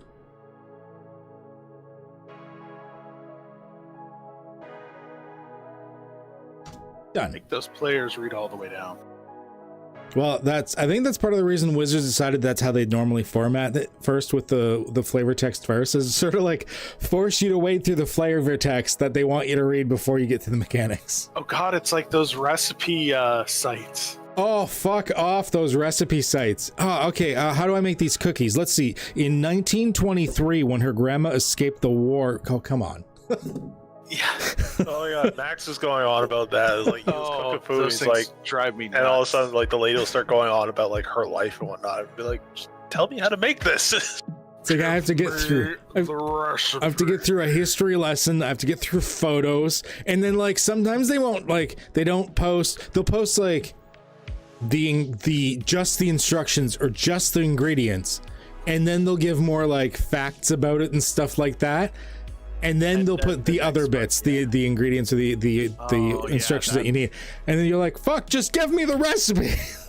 I actually specifically avoided, because I'm going to be making my my Christmas pudding and my Christmas fruitcake probably this next week. I specifically avoided online recipes that did that. I was like, nope. Are we talking about online recipes? Because oh my god! Oh, Salty's coming. He's like, oh, okay, I've got some beef. Oh, salty. Oh, I hate them. I hate them. I remember this one recipe. It was really good, but I had to read about this woman going through a divorce because her husband cheated on her, and then finally get to the fucking recipe, and she leaves out measurements. Oh, come on. Her only measurements were like a dash of this. Well, how much is that? That can vary like a lot by country. I feel like it's like these people are taking advantage of this because it's like, I know how to make this. I will teach you how to make this, but you're gonna listen to my shit first. Yeah. If I wanted a soap opera, I'd go watch one. Yeah, Well, see, and that's why when you wade through it the first time, you just copy and paste, and you just save it to your desktop or save yeah. it to a I have file. a Google Docs file that's just recipes, including like a billion different recipes for types of bread and stuff. I bake a lot of bread. I have a lot of those for meads. Yes, I have a whole one specifically for mead. Which reminds me, I still want to make my coffee mead. Coffee mead? Yeah, there's two types of meads I want to make right now really badly. A capsicum ale, which is basically a hot pepper mead, and a coffee mead. Which You does have my attention, sir. Yeah, no, it's gonna be interesting. Yeah, it's coffee infused mead. I might request you send me up some of that stuff. All right.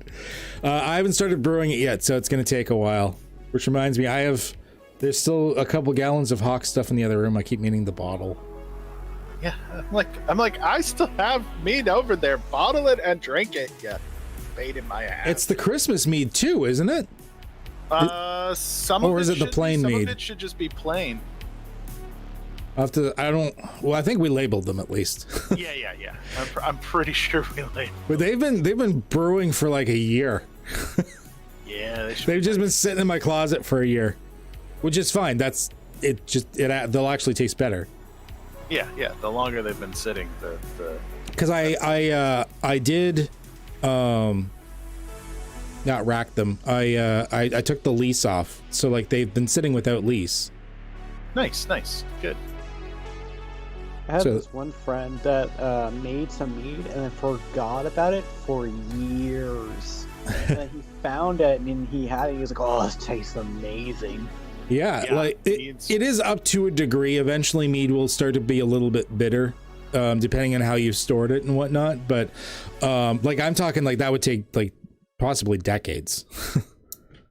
Yeah, mead is what they consider a quick brew because it's literally supposed to be able to be made and then, Well, theoretically, I Basically can make months. mead and drink it a month later.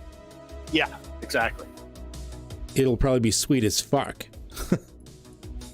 Not as sweet as that Christmas mead though. Even after brewing all this time, it's still going to be sweet as all hell. Yeah. Although I haven't checked on it in months, so assuming it hasn't turned to vinegar or something. But it should be Well, fine. I was about to say it should be fine. If it has, it has. It's not like It's topped off. They're topped off with marbles, and they've got an airlock on them and stuff, so should be okay. Cherry pie mead. oh yeah, there's a bunch of different recipes. Yeah, the cherry mead is usually known as Viking's blood. I think it's named for it. Subtitled Viking's Blood. Yeah. Yeah, there's special names for all of these meats. Like I said, the capsicum ale is named after like the capsaicin and like the hot peppers, and I'm interested in that one. Apparently, the bit of heat, like you don't make it overly heat, but I might. But the bit of the heat and the spice actually really accents the sweetness of the meat. Apparently, so.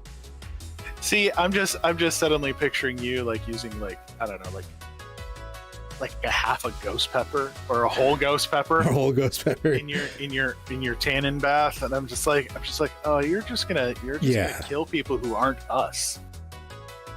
Yeah, Yeah, you know me and my. It'll sneak up because it'll sneak up on you, and then like they'll get hit by both the alcohol and then the heat going down their throat. They'll be like, "Oh God, what is this?" Ghost pepper meat is actually a thing. Oh, no It doubt. doesn't surprise me. I was just gonna use jalapenos. I've got some in the freezer that I was gonna use for it. Oh, you still got some of those from your grandparents? My aunt, yeah. Or your aunt's overproduction? Yeah, she grew too many. She's like, I thought some of them would die, and they all grow very, very well. She had so many jalapenos, so many jalapenos.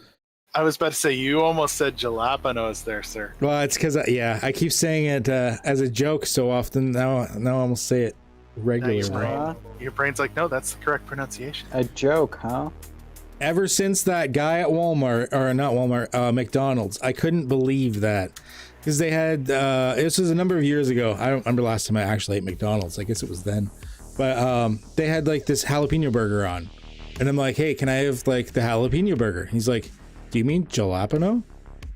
I'm like, yeah, whatever, buddy. Yeah, the jalapeno burger. If you want to be funny and call it jalapeno, it's fine. He's like, no, that's how it's pronounced.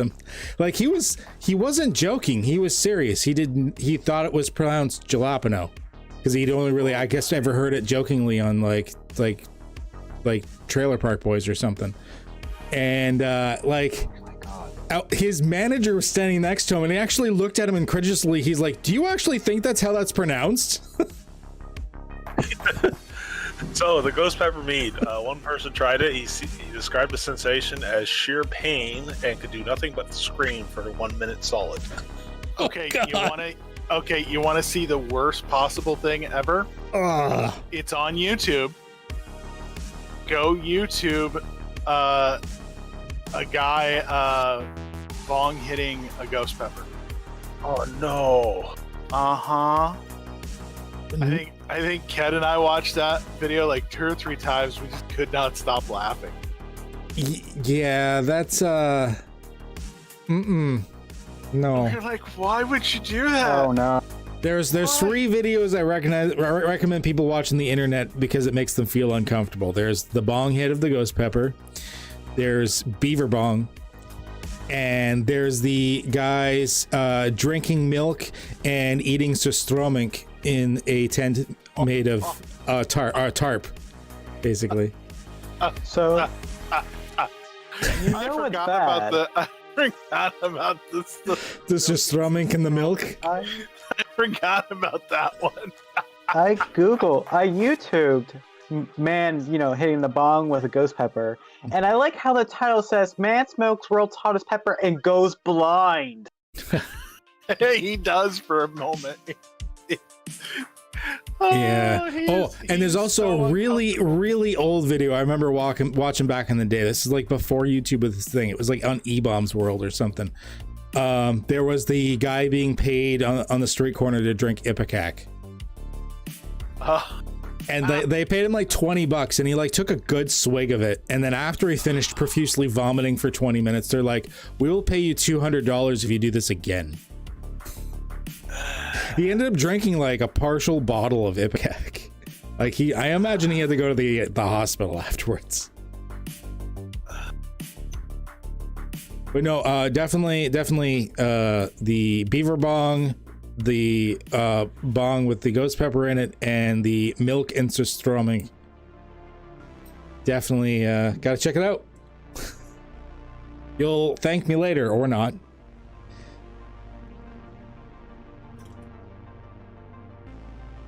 And bonus viewing, grapefruiting. Grapefruiting. Oh no. I love that video. I showed Lily that, and she lost her shit. It's the sound. That sounds so evil. It is the sound. It's the sound that it makes. And the no hesitation. Absolutely no hesitation. Just I go down on my man like this.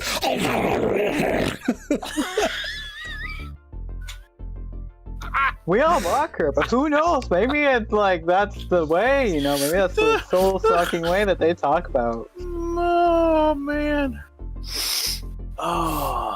for anyone watching, welcome to my RPG stream. Grapefruiting. Yep, that's a thing. So I'm wondering if I should change something about the thrall in this class, because right now it's just a humanoid that you can do with it. I'm wondering if I should expand that. Yeah, I would, considering how, like, I mean, there's so many things that can be not alive. Yeah, I think I'm going to. What's the creature types in 5th edition? I mean, and keep in mind that, I mean, if you're making it a unique undead, that, you know, this thrall, keep in mind, like, the Steel Defender literally says, hey, it can be, you know, this, or this. It just always has these stats. Aaron Yeager says, I'm pretty sure someone made the grapefruit noises their Twitch alert noise. That's amazing. I kind of want to do that now. We're like, there's an incoming raid.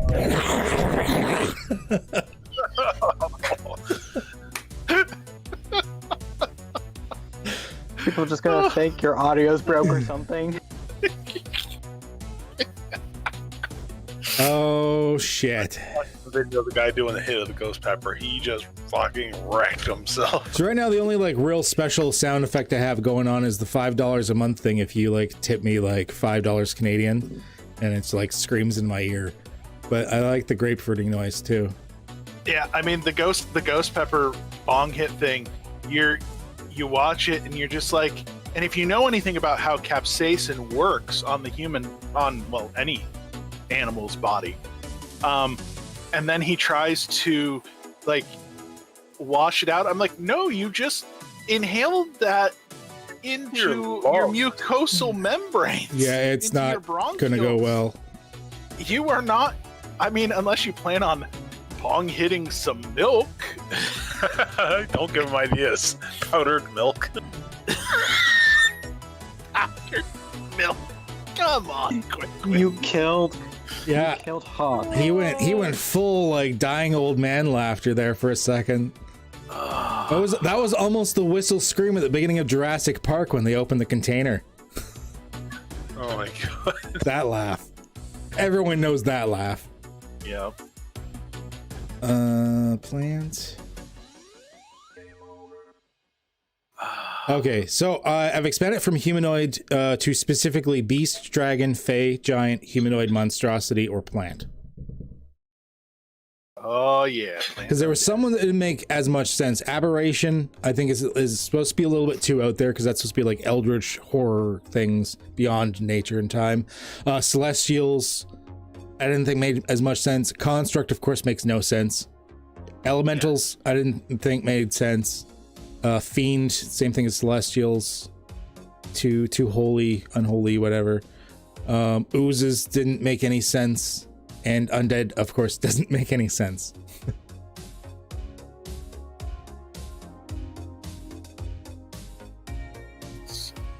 So yeah. Demons. So you think fiends? Yeah, fiends. Because the thing is, when you slay a fiend or celestial, 99% of the time they just go away. Because unless you kill them on their home plane, it doesn't actually kill them; it just sends them home.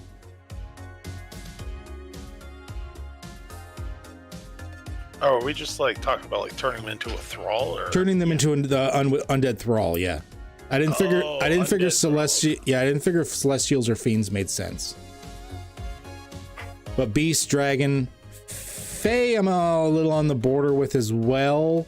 But I have it in the list at the moment. Well, fae, I mean, keep in mind this is a druid, so that's why I added them. Sense. I figured they're corrupting the fae. That's why I added it. And then giant, humanoid, monstrosity, or plant creatures. Yeah, they'd be all about corrupting the fae. Choose a creature that is and then one of these types. That was slain no more than 24 hours ago. There we go. Be like, hey, I should So that really expands it. Plant something, and then I'm like, I don't have any money to plant anything right now. Now, of course, I've still limited it to, like, it's got a CR limit, so it's not the end of the world there. Actually, what I could do to bring it more in line with the existing features, especially from like Tasha's and stuff, is I could have them have to spend their wild shape on it. Yeah, that would definitely bring it in line with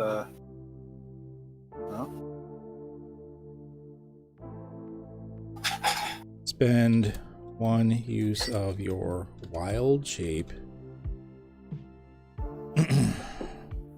and choose a creature. And then I could have it where they have to spend a use of their wild shape to like maintain it. So how many at that level? Like that's like their capstone ability. So like at that level, how much does a druid get wild shape? How many wild shapes do they get? Druid. Oh, this way. Wild shape. If anyone ever asks my body type, I'm just gonna say I'm wild shape. Wild shape. So they still only have it twice. Oh no, until 20th level you can use it an infinite number of times. Oh my. But I mean that's level 20. So I should still have a limited number. Well, I think I had only one thrall at a time.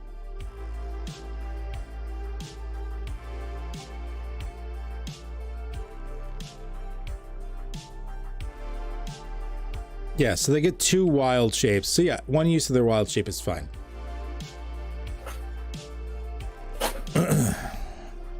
Okay, so as an action, spend 1 use of your wild shape and choose a creature that is of the following types. That was slain no more than 24 hours ago and is of a CR equal no C of a CR no greater than your druid level. Over the course of 1 minute, the corpse returns to life with maximum hit points and covered in strange gray-green vines, green glowing eyes. Body must be mostly intact. If it's got missing legs, it can't move. Missing head, it will cause the thrall to be unable to see and hear.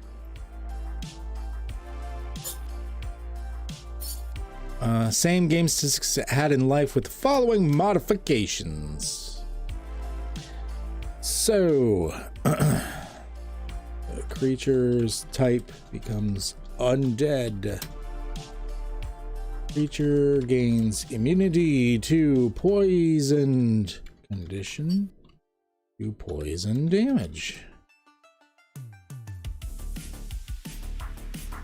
Creature gains dark vision out 60 feet.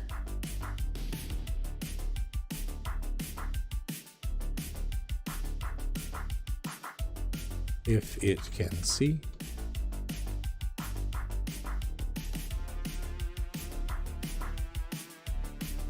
Now cast spells.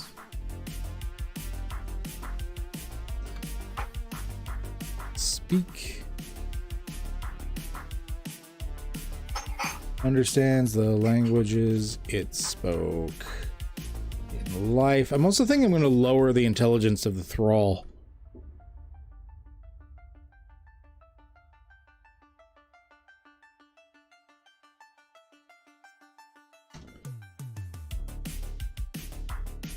Yeah, the thrall shouldn't be overly intelligent.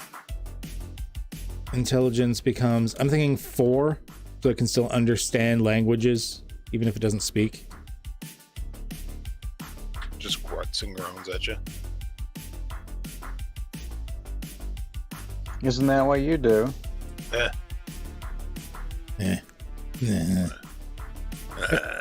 How you doing today?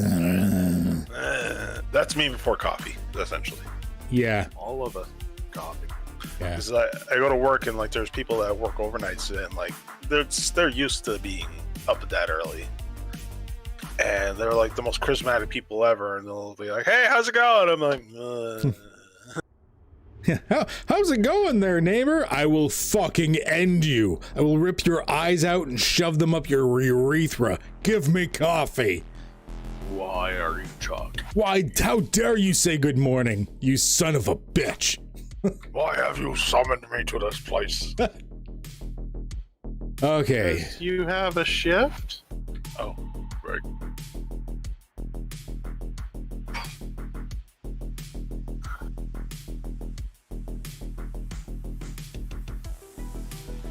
So I'm going to change the creature cannot speak, but understands the languages it spoke in life and any commands from you.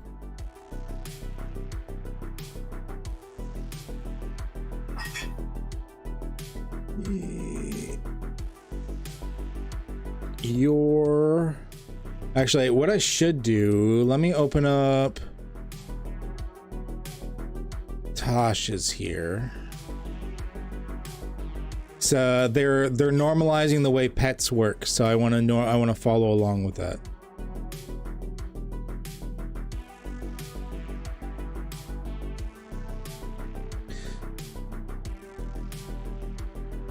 So, because they're pretty much all the pets use the same thing as that, with the whole sharing your initiative count, but taking its turn immediately after yours, blah, blah, blah, blah, blah. So I'm going to take this. So in combat, the Duskwood Thrall shares your initiative count, but it takes its turn immediately after yours. It can move and use its reaction on its own, but the only action it can take on its turn is the dodge action, unless you take a bonus action on your turn to command it to take another action. Can be one in its stat block or some other action. And if you're incapacitated, the Thrall can take an action of its choice, not just dodge. There we go. So now that brings it in line with existing rules.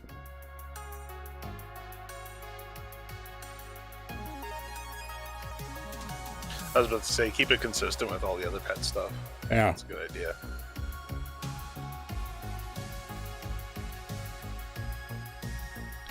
I can change this.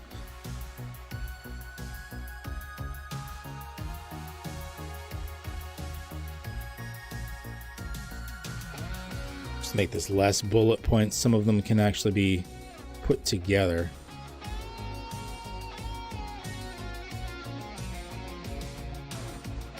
There we go.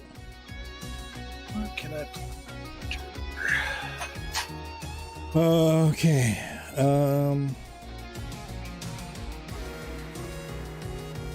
Once slain, the creature and the vines that cover it dissolves into dust and cannot be reanimated again. Well, yeah, it's dust. Reanimate the dust, man. Come on. You can only have... Well, I mean, you could resurrect the dust, kill it, and then reanimate it. That'd be cruel. The soldier would be like, let me die. Yeah. Welcome back. Oh, God, not not again. You can have only one Thrall at a time. Creating a new Thrall causes the old one to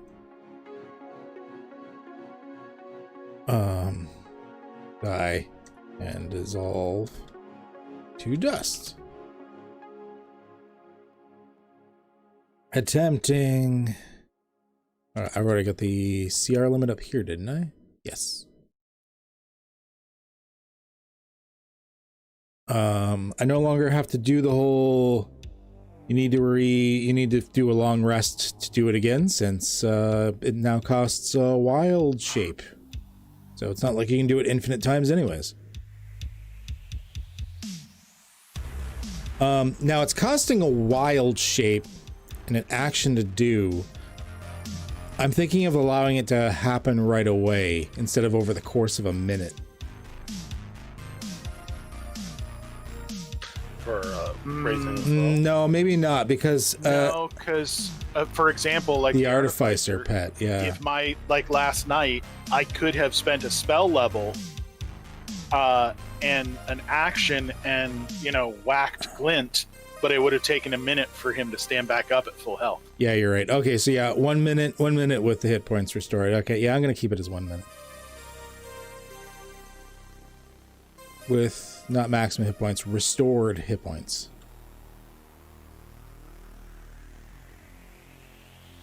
Oh yeah, so I'll keep it as a minute, so you're not using it during combat. Keep it in line with the other shit. Okay, alright.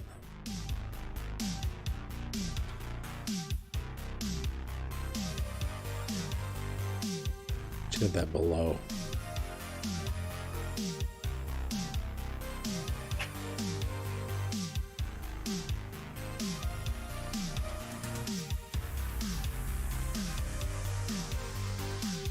Damn it. Stupid formatting.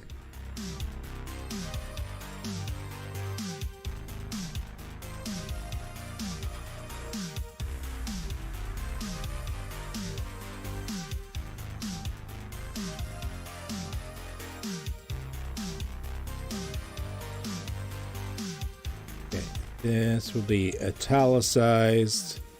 And then that. Should look good now. Yes, there we go. That's better. With space there.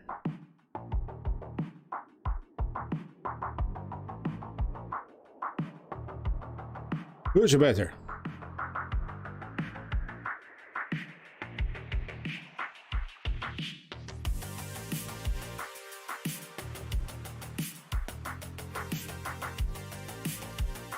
Okay, save.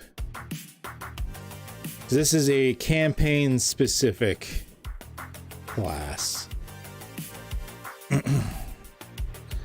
Although depending on the campaign I run, I'd probably allow it in other campaigns as well, but this is meant for Windermere. So, I don't know. I feel like this is a billion times better than the Spore Druid. Yeah, it's alright.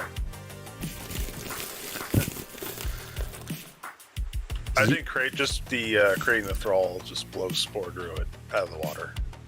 That and Death Shape, being able to turn into an undead creature. Yeah. Which, like, you don't start seeing it till later on, but eventually I remember Wes started turning into, like, ethereal creatures and stuff. Mm-hmm. Like, it still goes up at the same rate as wild shape, so, like, even at, like, half decent levels, like, you're not gonna see crazy CR undead. But, I mean, a CR2 undead starting to get neat.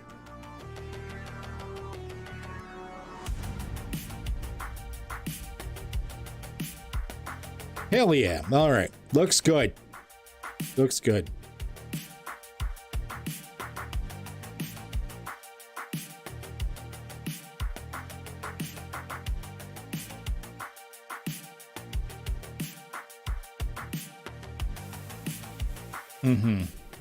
I don't think I'll put the other Podly stuff in here. I'll probably just keep that in the book. Maybe. We'll see. I'll have to decide yet. It might not be a bad idea to have an easy to reference online source, but for now, this will do. Who's messaging me? Oh, something in the RPG stuff. Okay. Back to the dashboard. Oh, I forgot to set it. Articles and categories. Forgot to set that one as done. Published. No longer work in progress. Oh, there's a bunch of these that I don't mind publishing right away, even if they're empty, just to show that they're there so I can test it. As long as I keep them work in progress. There we go. Circle of Duskwood complete. I don't think there was anything else that was specific. So horrible. Oath of the Grave. Did I have that in Podly's?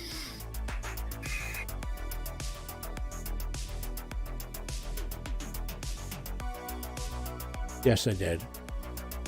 and the Archlich and the Warlock. So I don't think I had anything else that was specific. No. Nope. The Summoner class I might add on to this stuff as well.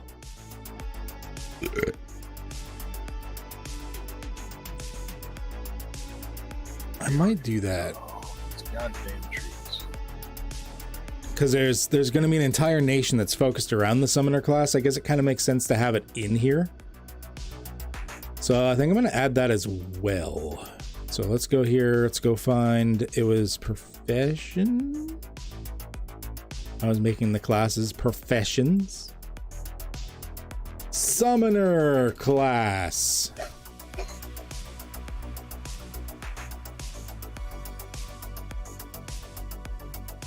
Yeah.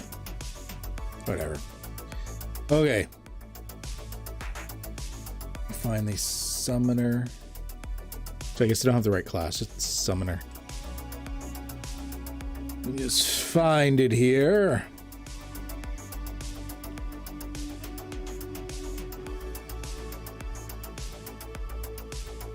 Okay, here we are. Manipulating the energies of the... This needs a bit of a rework with all the new spells and shit now anyway, so good time for it. Summoner has found a way to call forth the energies and creatures of the multiverse. Beck and call.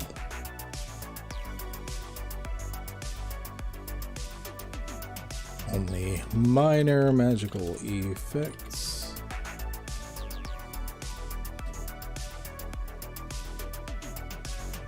Really gaining. What is minion?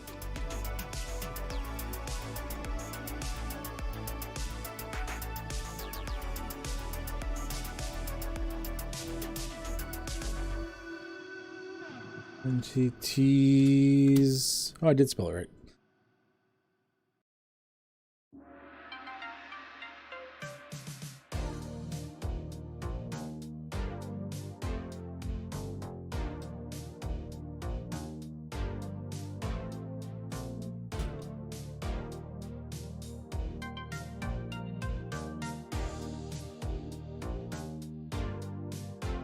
Excellent. Okay, now before I do the class features, I think just the chart for the summoner is probably the best bet.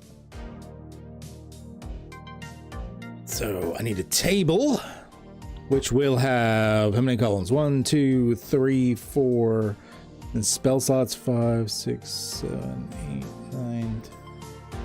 So 13 columns.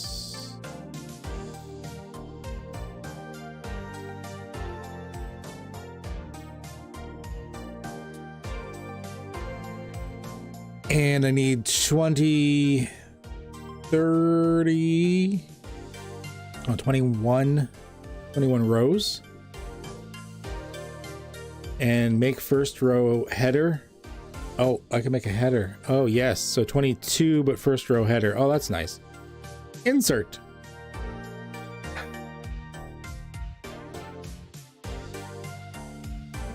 Fast. What's that look like for the first row header thing? Oh, okay. I think it works. Unfortunately, they're using B code stuff. There's no way to like put these together.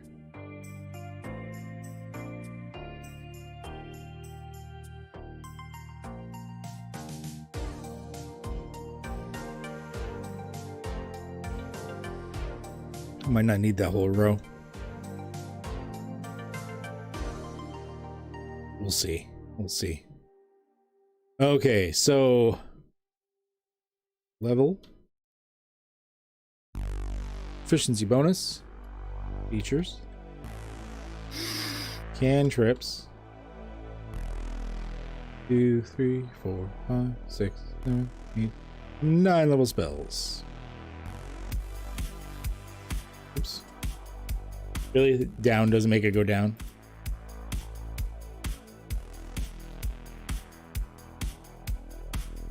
Oops. 1, 2.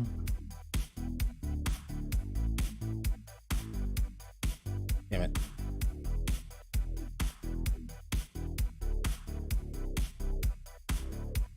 Can't tab down. Okay. 20.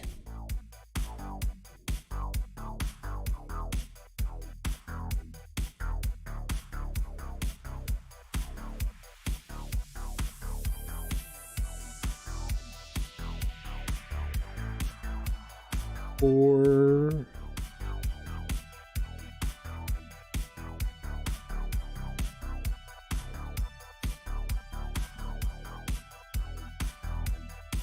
Make sure I get that right for proficiency bonus. Features cantrips.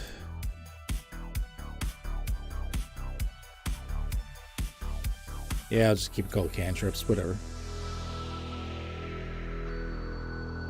So cantrips, so 2, 2, 2. 3 until 9.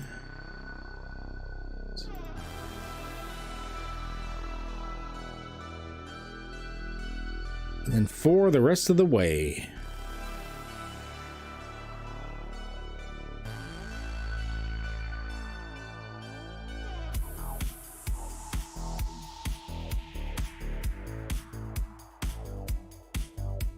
Okay.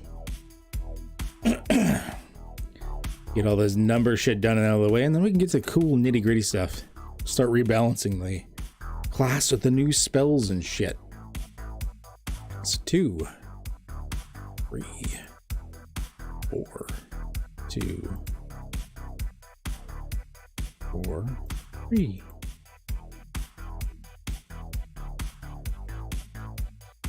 Oops.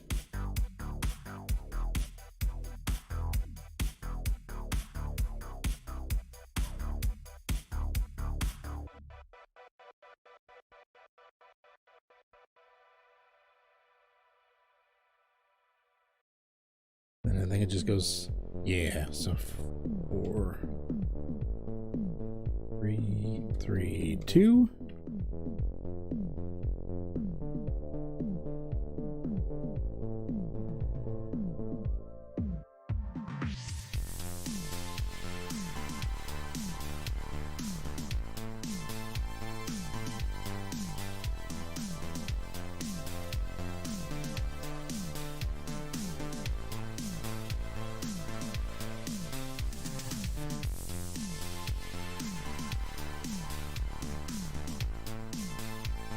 Wait, I fucked up.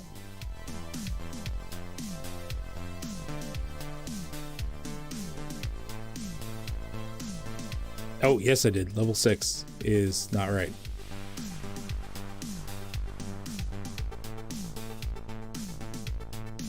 Four, 2, 4, 3, 4, 3, 2. Oh no. Oh, then this should be just 4, 3, 3. Yeah, I fucked up.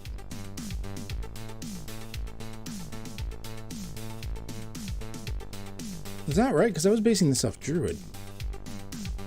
Doesn't feel right. Go up.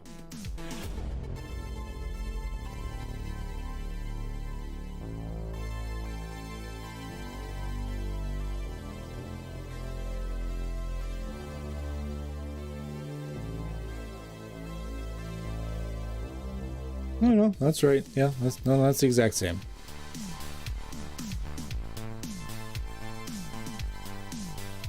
Okay, so 4, 2, 4, 3, 4, 3, 2, 4, 3, 3, 3, 3, 1, 2, 9, 4, 3, 3, 3, 1. There we go. That's better.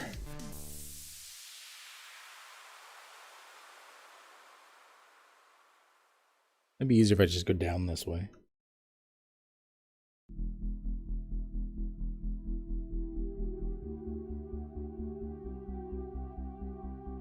This is threes all the way down. Like a D&D thing you made? Like it's a whole new D&D kind of like roles and stuff? Yeah, my own campaign setting that I'm working on.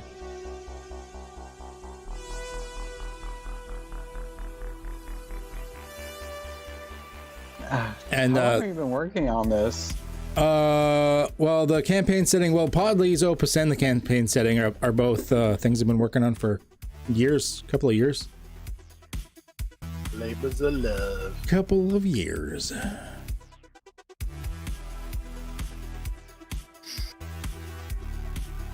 Okay. At 9, this is 1, and then 2's down into the last 3 levels.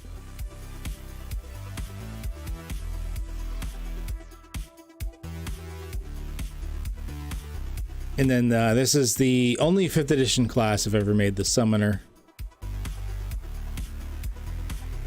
So 11, we should get 1 there. That's 1's down into the last 2.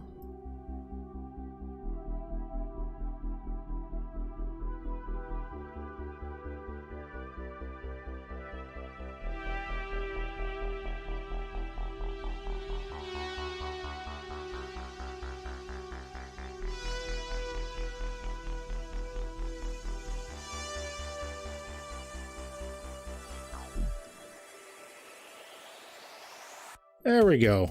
That's the easy part done. Or that's the harder part done, rather. So features, we get other worldly speaker and spell casting. At level 2, we get the minion. Summoner Forte. Ability score increase. Forte feature. Yeah, to balance it properly, basically the summoner is just structured much like the druid for its base, like spell casting and stuff. Anything at 7 shared magic.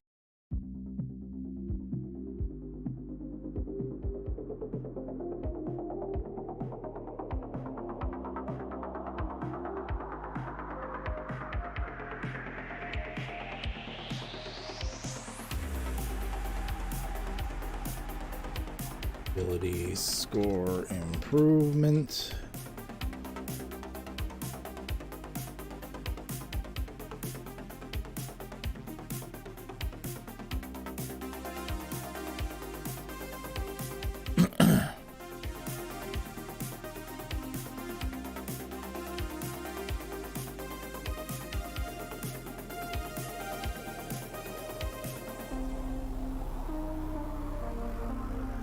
Is this something like you're going to make into a book someday and sell? Well, I mean, most of it's in a book. Here, I'll show it right here. This is Podley's Opus of the Esoteric. The book's up to 65 pages so far. It's of Sir Gallant and Podley. But it's got races, classes, feats, spells. Like it's shit. God damn. Mm-hmm. Yeah, the book's actually been a staple in our gaming nights. Yeah, most of the GMs around in our group has been allowing it to be used, which I've been appreciative of. Helps me playtest everything. There's been a lot of playtesting and redoing of some of the classes as we've been going along. Well, it's one of those things I feel like, especially if it's if I feel that it's, you know, balanced and it's made by somebody in the group, then, you know, it's one of those things I feel like I should be allowing in my games simply so that, you know, it continues to get played and tested and mm-hmm. Like there's some things for example, the Tactician Fighter, where it went through like a dramatic rework at one point and it's like way nicer now. mm-hmm. Brian's actually using it in the pirate campaign, and it's gone quite nicely. It's like an intelligence-based support fighter. Okay, Drawing. Was this made of like just you want to make one, or did you make it out of kind of like a spite of a certain book? No, I just like doing stuff like this. It's kind of like we sit around and we look at a class and be like, what does this class need? Like, what do we feel like it could use? Yeah, it's just basically a book full of my homebrew rules, including my high seas stuff that we've been using for the pirate games. Like I've run a couple of pirate games with it now. That's been going through some changes. My hex grid stuff, which a few people are starting to use now.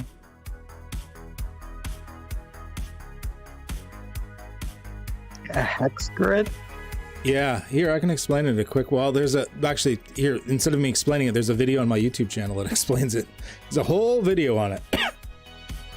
Chapter 10. Whoa, way to spell chapter. Logging your YouTube channel. Okay.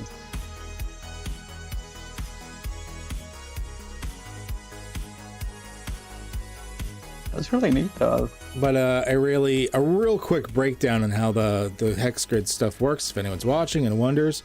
For things like random charts for like weather or dungeon crawling or something, I'll use these hex grids. And you'll see I'll have like different icons in each one of these different hexes. It might take a second for the appear on stream. I know there's a delay. But like for instance, example in strange weather, it might be different snow, and you can set it up for different, or if in like dungeon crawls or random exploration or something, instead of having a map, I will sometimes just have a hex grid. And as they explore, they have a little token that they move around, and what it is you every time you explore, you roll 2d6 because there's 6 sides, so that you move. Say you roll a 2, you'll move 1, 2. So this is 2. This actually be easier if I explain this in roll 20. Because I actually have the tokens there and actively used.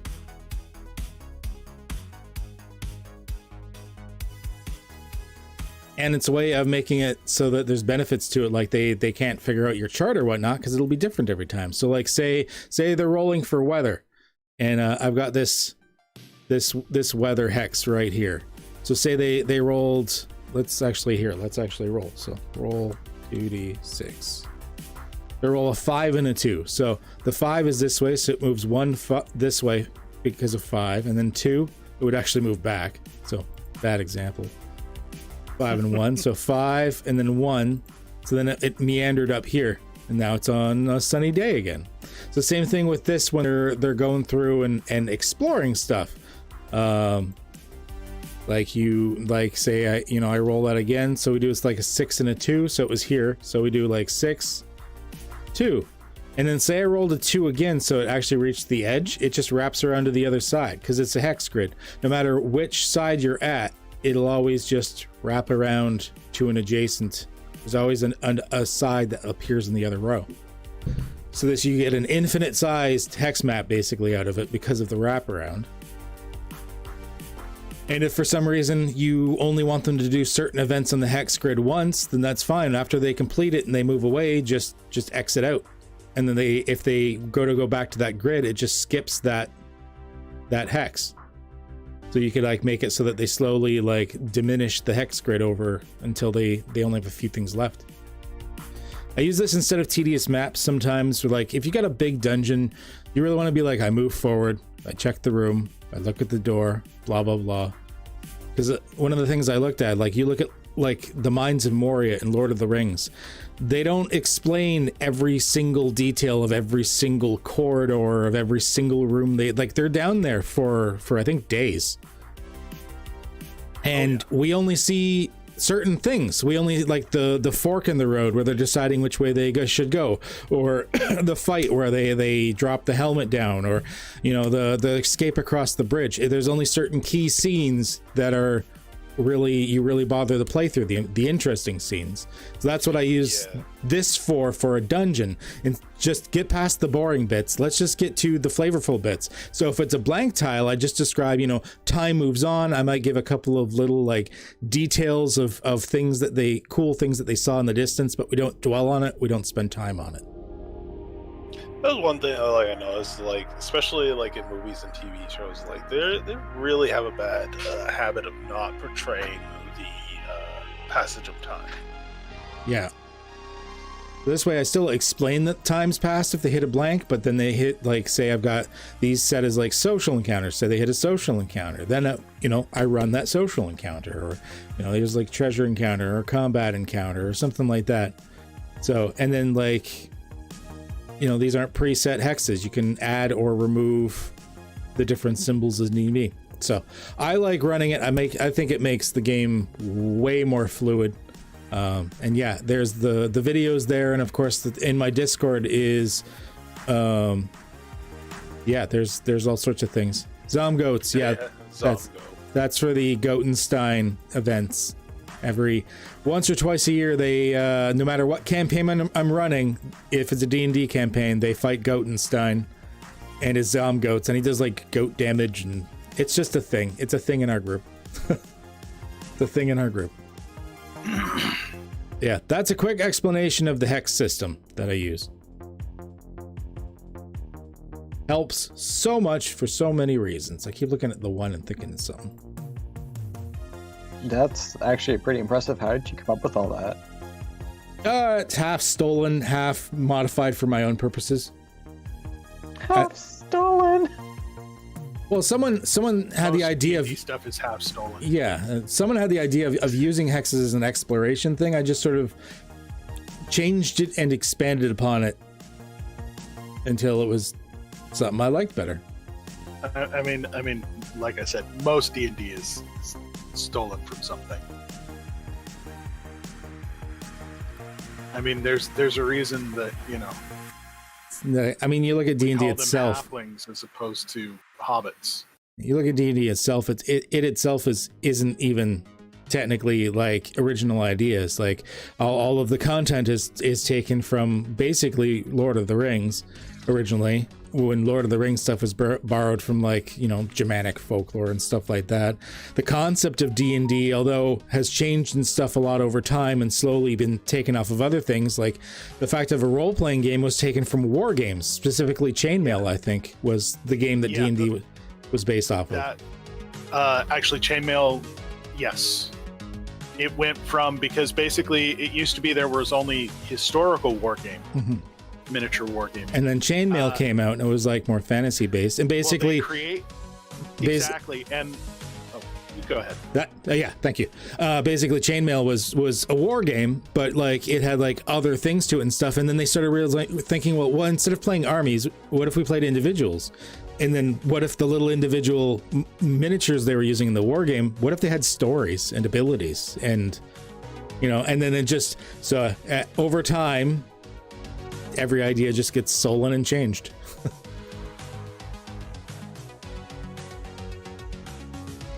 Spellcasting. Further. Dropped my headphones. Yeah, no, I think like that's also kind of normal also in Japan, where like there's a lot of anime that's similar to other animes, where like literally based off of or quote unquote ripped from.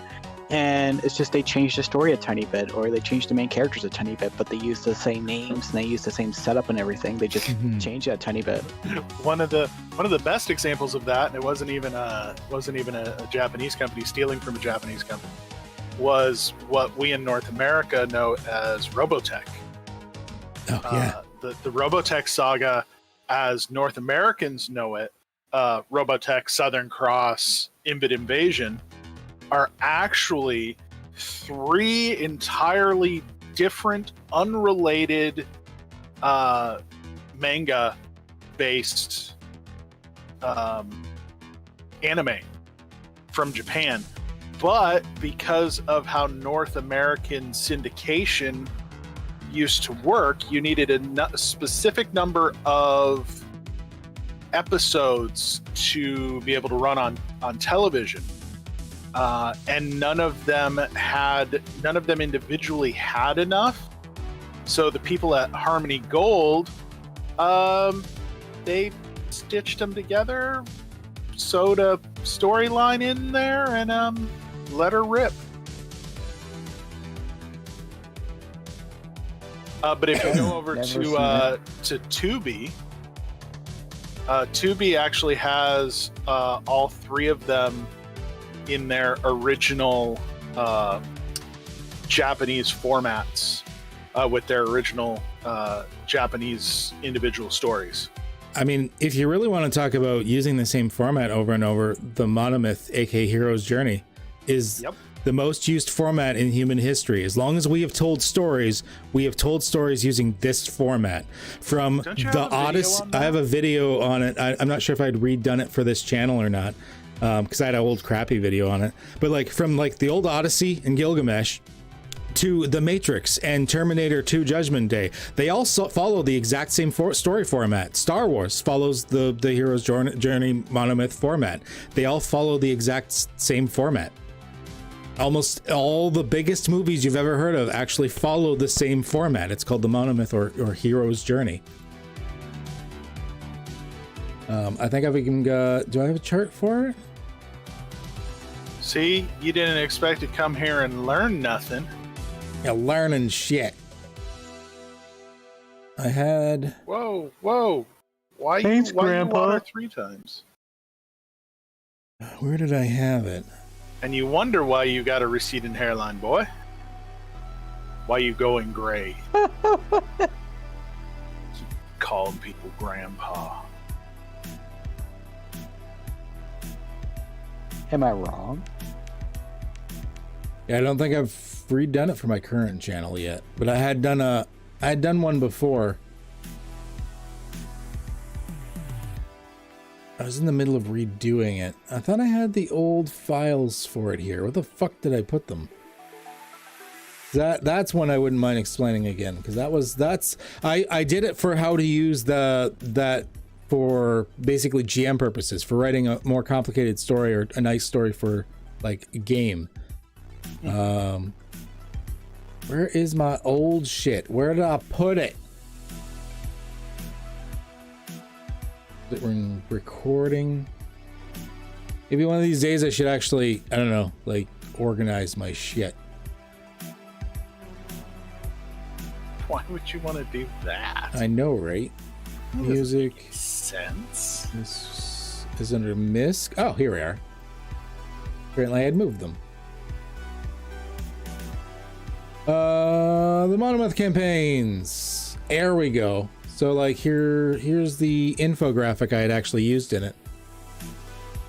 So I was actually doing it so that people could write campaigns using it, stuff like that. But basically think of almost all the greatest movies or TV shows or books or anything you've ever experienced. A good chunk of them follow this particular format. Starts with the ordinary world, where the character basically starts in their everyday life. So think of Luke Skywalker just drinking his blue milk, whatever.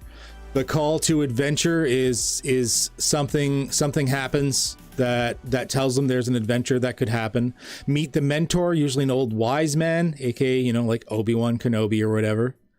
Refusal of the call. Generally, they don't want to be part of it. Neo originally rebukes against the fact that he's in the Matrix and whether he should take the blue or the red pill. Crossing the threshold, you know, Neo gets pulled out of the Matrix, for example. Then like it just keeps going on and until you go through all of this. The ordeal, for instance, also known as the belly of the whale, because in a lot of classic stories, it literally is you, for some reason, going into the belly of the whale. In this case, think of Star Wars. Like fairly early in the movie, they're pulled in right into the ship. Like and that's, you know, that's when they lose Obi-Wan Kenobi and they save the princess and everything. Like this format, but you could use, but that's not the end of the story. But yeah, but that's not the end of the story. That's like halfway through the story, and you can see the ordeal. It's not at the end. So like all of these different things follow this format. If you write a campaign and then following this format, and then the individual adventures in the campaign following this format, you could just write something people are comfortable with, because everyone, whether they know it or not, knows this format. Everyone knows it. It's just ingrained into us. So I've got as long as mankind has been telling stories or humankind has been telling stories and relating history, we've been doing it this way. And then there's certain tricks you can do during it. Like I had, so like when you're first doing the first transition, you might want to have a gateway that leads to somewhere dark and scary. But then when you pull it into at the end, when you go through a different gate, to go somewhere nice. By having a opposing juxtaposed elements that are repeating. When you repeat something, when you repeat it over and over and over again, like an NPC being in the campaign or something like that, that's when people connect to it. When they connect to it, they feel like it's theirs. That's how you get someone tied to an NPC as well. The NPC doesn't have to be good for people to start connecting and recognizing the NPC. By mentioning the NPC over and over and over again, to the point where, like, maybe not annoying, but he's in there constantly, people start just connecting with him just because he's there. Yeah, I was just applying that monomyth to like other movies, like just even like what was one movie like Sandlot? I was watching Sandlot not too long ago, and that fucking monomyth works perfectly with Sandlot. Mm-hmm. You'd be surprised at the sheer amount of movies that can be like basically this, like all of the greatest directors. You look at like Spielberg and whatnot. Basically every movie Spielberg has ever made uses this format. And like, it's not a secret. Everyone knows about it. It's one of the first things, like if you take like actual college or university courses and this shit, that's one of the first things they teach you is this format, because it has literally existed as long as we've had stories to tell. And it also, because of the way it sequences, it also gives you good breaking points, like places to leave off. Yes. You know, for a tale for another day, kind of thing. Yeah, because it's in sections, and then each section, technically, there's 3 subsections in each, where it's like the leading point, the middle point, the end point. So like, yeah, it's easy to break it up. That is the monomyth.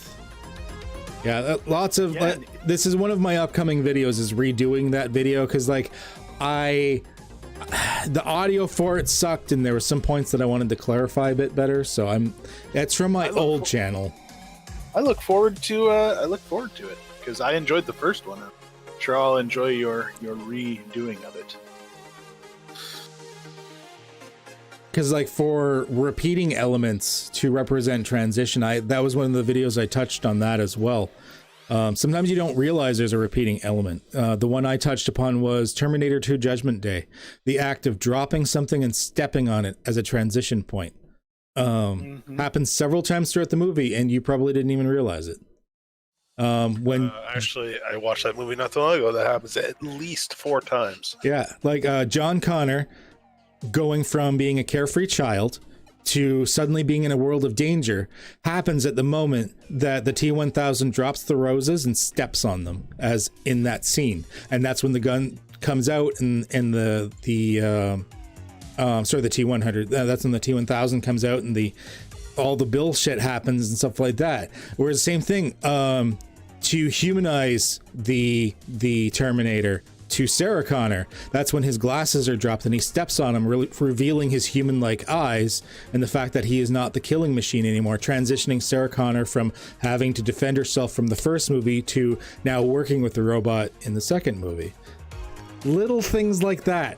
Fucking genius. And a lot of people don't even, you know it, you see it, and you subconsciously, like, your brain clicks, but you don't consciously always recognize these little things.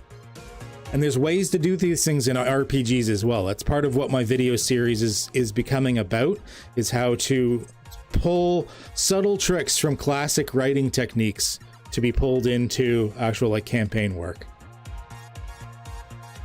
I've thought about this far too much.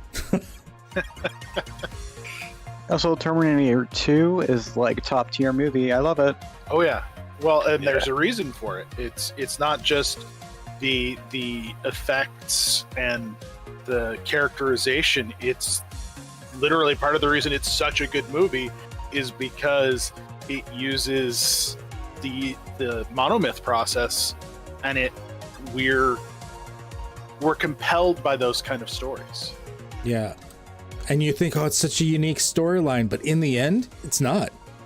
It has 1 or 2 small unique elements, but it's the same regurgitated storyline that you've heard all your life. I mean, that's like with Avatar: The Last Airbender. It's really good, but it is the same story. Like it follows the same storyline, Mhm. but in a way, it's also not just how you tell a story, but part of the story itself that can help really sell it. Yep. Well, the monomyth, I described it in my video as the human skull. Everyone's face looks drastically different, but yet the human skull has generally the same parts to it. It's the foundation. Doesn't mean the story has to be the same. It's just the foundation to build upon. It's funny, the two pictures I used to show, it's like the human skull can look like this or like this. Same parts, very different.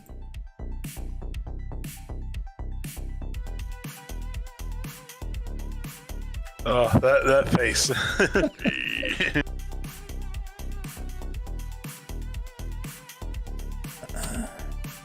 Okay. I can just copy this and then just format it. But you hang out with us old geeks long enough, and you start learning stuff. It's kind of scary. I'm a bit of a videophile for movies and stuff as it is, so I've always liked learning about directing techniques and stuff like that. So I've just been taking it and just sort of taking it to RPGs. Yep. Like there's some stuff that, for instance, doesn't translate. Like learning about how Steven Spielberg does an L-shaped video shot, like that obviously doesn't matter, but yeah, those kind of things don't translate well to or the invisible line of communication when people are talking and how the camera should never pass the invisible line, stuff like that. Although sometimes if you break those rules, it's used to great effect. Tarantino is a master of breaking that rule. Yeah, Tarantino is a master of breaking the invisible line. He does a lot of very interesting things. He's also a master of a certain speech pattern that no one else is. Because like you look at Pulp Fiction and stuff, like no one speaks like that in real life, but it works for the movie. Mm-hmm. Spellcasting ability. Well, there's a reason that he's only had what 8 movies at this point total. I think it's been more than that, but yeah, it's not a lot. He has not made a lot of movies. Not compared to people like Spielberg or Lucas or Oliver Stone or any of those directors who we think of as, pinnacle directors. Tarantino has a fraction of their workload, but he's already considered, on that level. Yes. Because he knows how to break and bend the rules to tell the story, but he does it in a way that is useful, I want to say. So right now in the class, if anyone's watching, I'm just copying over the cookie cutter stuff that is in like every spellcasting class about spellcasting. Basically, it's the same words regurgitated over and over with slightly different, like use charisma and it's for the summoner. Yeah. I know those words. They're everywhere.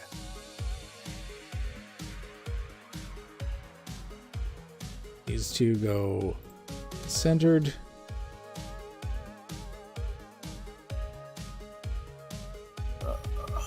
My coffee is starting. I need more coffee. Well, I mean, not the drinky, the other end. Oh, okay. Thank you. I thought I'd share. With the class. Ritual. Have there been any peeper sightings today? No updates on Mr. Peepers. We haven't seen him in a couple of days. I'm worried Weiser got to him. Or maybe he just went outside. It's been pretty nice the last few days. It has been. Maybe Mr. Peepers decided to go for a walk. I mean, we got a tank for him and everything. Lily, We found some guy selling a tank for a few bucks from in like Crystal Beach or whatever, and we picked it up. It's all ready for if we find Mr. Peepers, but I tried to warn him, like, we might not. Yeah. Well, I mean, like right now I'm sitting at 16 is the temperature here in Oh shit, is it really? City. I Yeah. knew it was warmer, but holy shit. Yeah, I'm actually feeling it. Like I'm actually gonna have to open a window and turn the fan on. 'Cause I'm getting warm. Yeah, I'm seeing 15 degrees in Niagara Falls right now. Yeah. Considering we've been hovering around freezing for so long, or passing freezing. I mean, we had snow a couple of times when I was doing my late night walks. Yeah, we had freezing the other day. We had put a 6-pack of Coke Zero out in the Canadian fridge. And the wife got up to go to work, and she was like, she sends me a message. She's like, "Oh, you got to bring the Coke in. It's like below zero." Yeah, gonna explode. I remember going to LARP down in New York, and this is winter time, and we were able to play during the winter because they had heated cabins and all that stuff. Oh yeah. And I was in ops on my NPC shift, and they had like snacks and drinks and whatnot there. And one of the guys brought in like a case of Coke, and the storyteller was like, "Oh, thanks for the Coke, but I hate drinking warm pop." And I'm like, "You have a Canadian cooler right outside." He's like, "What? Where?" And I grab a couple of them, I take them outside and throw them in the snowbank. Yeah. Voila. And what's really fun is when you forget about them, and then spring comes around, and you're like, "Oh, hey, look, beer." Yeah. Oh shit. I wondered where that twofer went.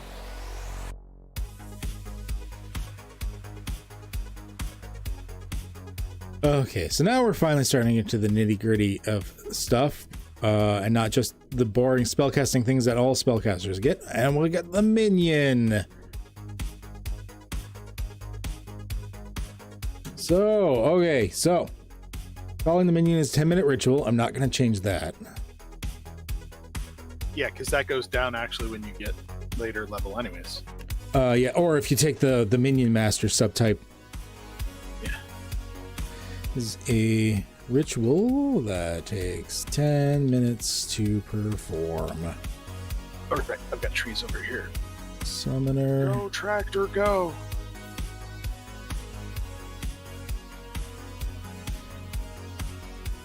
One minion at a time, so you're limited to one minion. But they can choose to bind either the minion or a different same or different minion. Let's use better words each time the ritual is performed. You guys were talking about Terminator. I'm rewatching it, and I'm actually like, you watch a movie so much, you start noticing things that you never noticed like the first few times around. That's why it's always fun to rewatch things. Like when Arnold's coming out of the bar with like his leather jacket and pants and all that stuff, and like he gets on the bike, you actually see the guy he threw through the window on the car, like kind of like rolling back and forth in paint. I was like, I never noticed that before. Like it's a masterful movie. As far as I'm concerned, there are two movies that stand out to me as some of the greatest movies ever made for very different reasons. Terminator 2 for subtle details and the overall structure, and Pirates of the Caribbean: Curse of the Black Pearl for the character-driven conversations and the action sequences and stuff, because all the show and not tell. They did the action sequences are how action sequences should be. They are communicating storyline while the action is happening. The fight between Will and Captain Jack Sparrow and stuff, like in the blacksmithy, is a conversation. You learn about the characters. You get little tidbits about it. It's not just action for the sake of action. Like you learn about Will, what he's been doing. He's been a blacksmith. He's been training with swords, and he's been like fawning over Elizabeth from afar. Yeah. And unlike the other movies, which I fucked it up and I'm upset about, in the first movie they did the smart thing. Captain Jack Sparrow is not the main character of the movie. Yeah. He is not the main character. They forgot about this in the other movies. The main characters are the other two. Yep. He is a secondary character. Yes, and they should have kept it that way. I mean, I still want to. I enjoyed learning about his history, how he became the pirate he is, but I didn't want the story to focus on him. No, and there's many reasons why that was a bad idea, and why they did it. Of course, obviously it was for the money to continue it on, but the writing wise, there's a reason that doesn't feel as fulfilling, because they made the somewhat silly side character suddenly the main character, and that changed the dynamics of how the movie was written. So you can choose, because I mean, I love the fact that the reason why we find out, we do eventually find out how he became a pirate. How he got his pirate brand, and it's actually a really interesting story, and why the Black Pearl is the Black Pearl, why he owes Davy Jones, souls. We do find all this out, and it makes the story compelling and interesting, but it shouldn't have focused on him.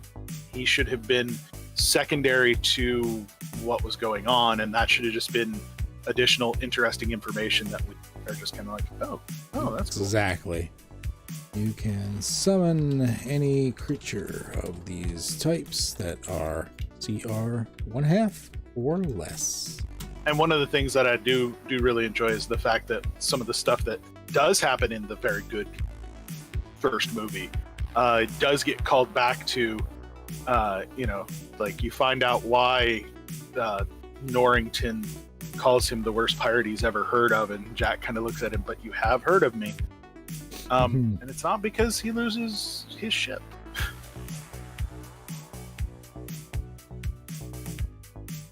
I need more gems.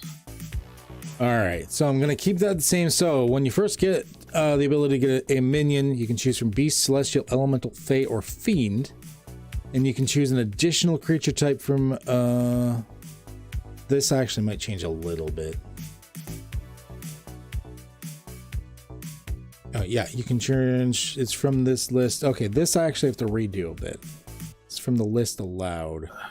Pig still 15 minutes.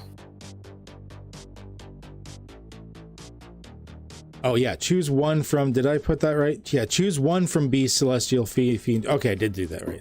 So you get one creature type at first, and then at 4th, 6th, 10th, and 14th, you can choose another creature type. One of the subclasses actually has more creature types on top of that as well. That's fine. Okay, I did do that right.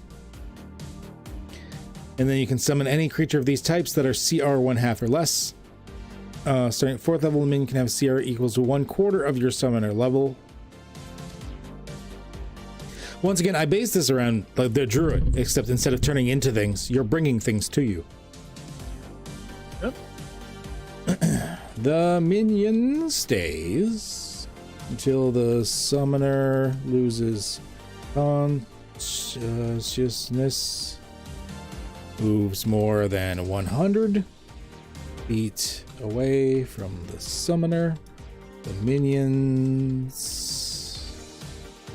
hit points fall to 0.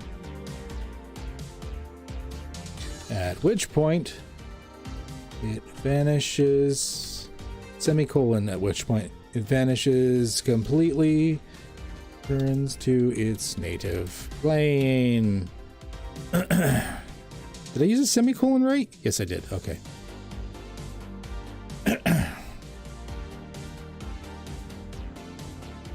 Same minion summoned later. It appears at full hit points. Good. Good. And we can use this number to call minion a number of times. Well, I originally had you can call forth the minion a number of times equal to your charisma modifier. I like the idea of using the proficiency bonus, like what they've been doing. It's like it means you'll get possibly, depending how you spec, slightly less at first, and it's not like it gets stronger. You just get it more often, and it lets you multi-class a bit easier. I like what they're doing with that in Tasha's. So I think I'm going to change this to proficiency bonus.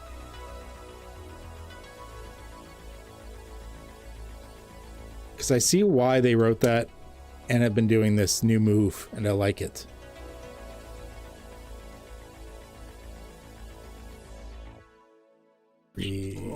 Replenishes on a long rest. So you can get your uses of summonings back on a long rest by default.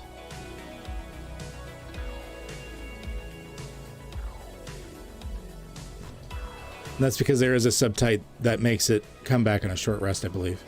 I had it. Okay, Summoner Forte. And I should be right back. 3rd level. Use with area of. Wish to specialize in the Minion Master.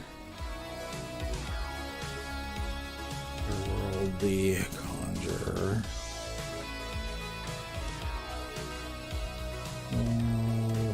Features as in levels. Oh, so many mistakes. I feel like I'm not doing enough like long form typing these days. Score. This Hello, is KK boy.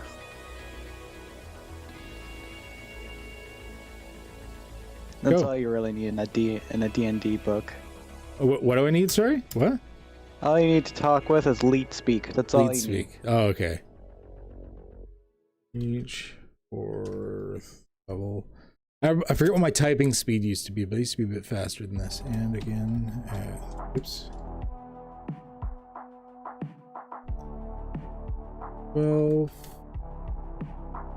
16th. Come on. And 19. Doesn't help him like having to look to the side to see what I'm going to type. Increase 1 ability score of your choice by 2. Oops.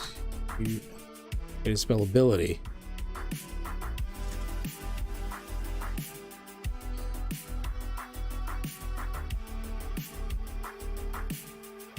Increase ability scores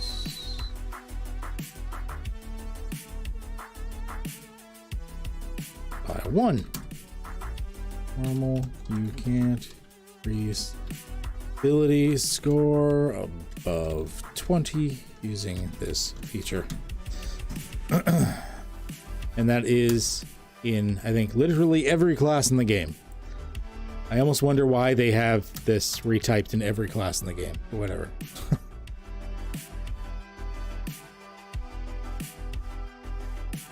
Magic. Whatever. Good enough. Capital M. Thank you.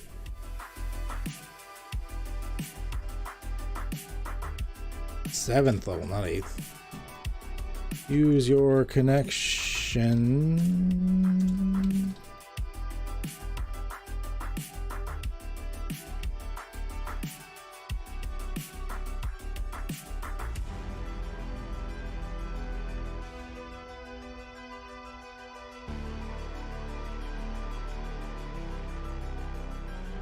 So then you can cast spells with a range of self on your minion, as long as you can touch them.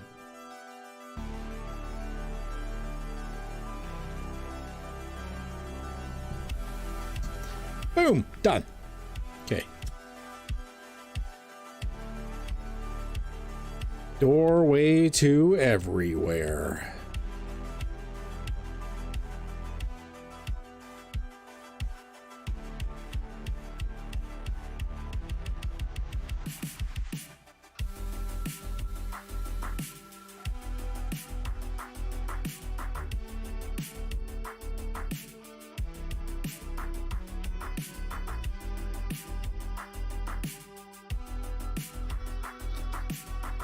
Complete a full rest.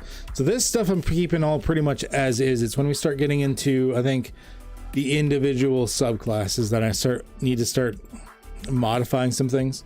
That in the spell list, I gotta add those new spells. Legion Master.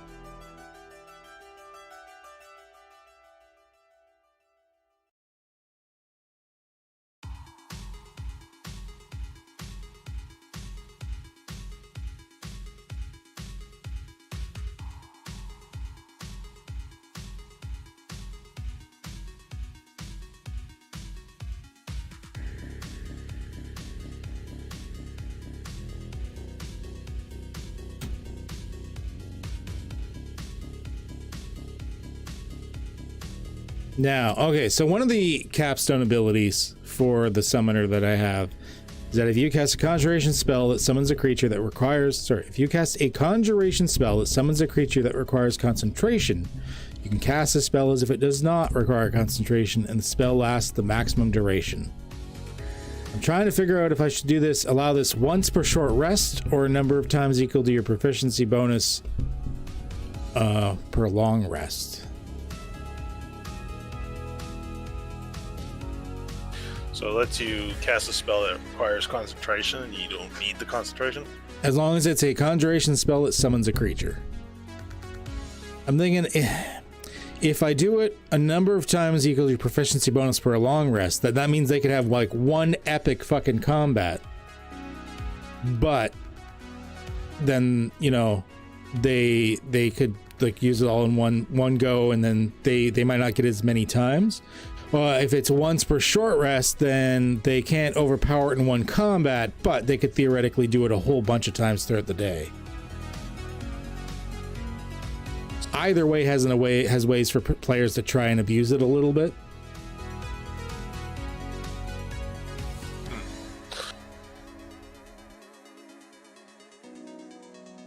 Because if you make it like once per long rest, then that'll just like make it very underwhelming. It'd be like that super powerful like potion that you never want to use.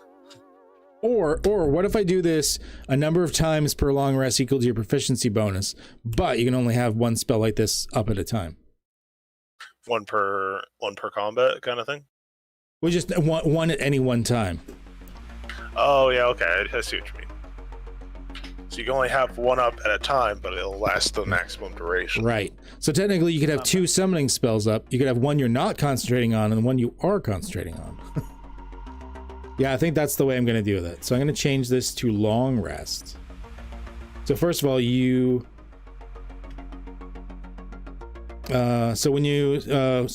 at 18th level, you cast a concentration spell that summons a creature that requires concentration. You can cast the spell as if it did not, and the spell lasts the maximum duration. I'm going to say you can only have one spell active this way at a time. Number of uses of this ability equal to your proficiency bonus. And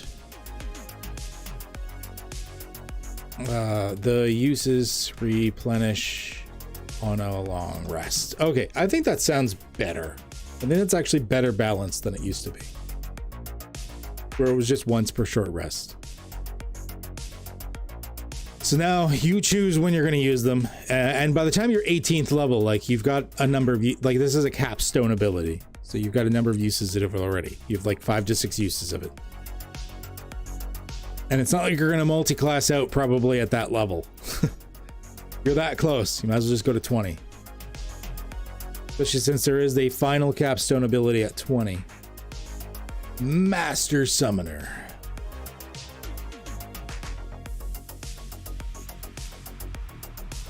At 20th level, Summoner's minion can now be of any creature type except for humanoid. Why did it have that distinction?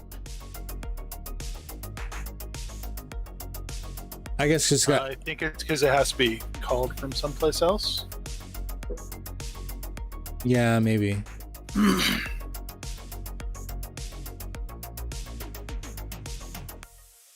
The CR of the minion can now be 2 higher, and the summoner's previous limit.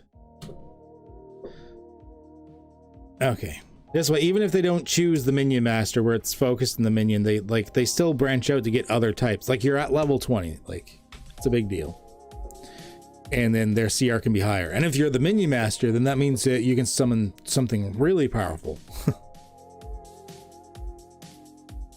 I like the word minion master. Just rolls off the tongue. That's right.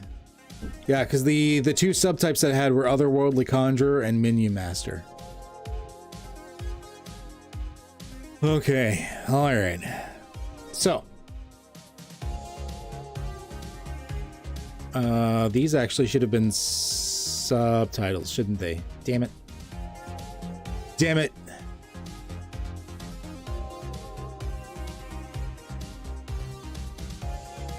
Yeah, they should have.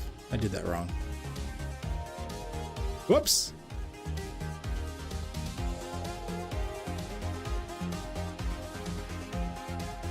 So title, subtitle. Oh no, because I can just do...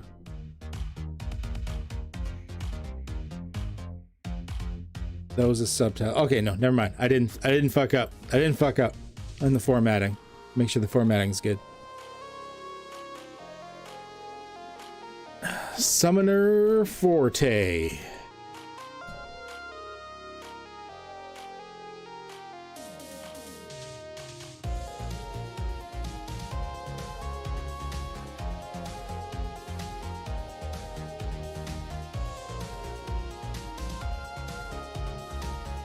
They learn how to naturally manipulate energies. Specialized areas. Yeah, Wes played a summoner for quite a while and it worked out pretty well. Rob was playing one before the pandemic hit. Mm-hmm. Then we had to stop that game. Yep. He's not as big in the online games, so.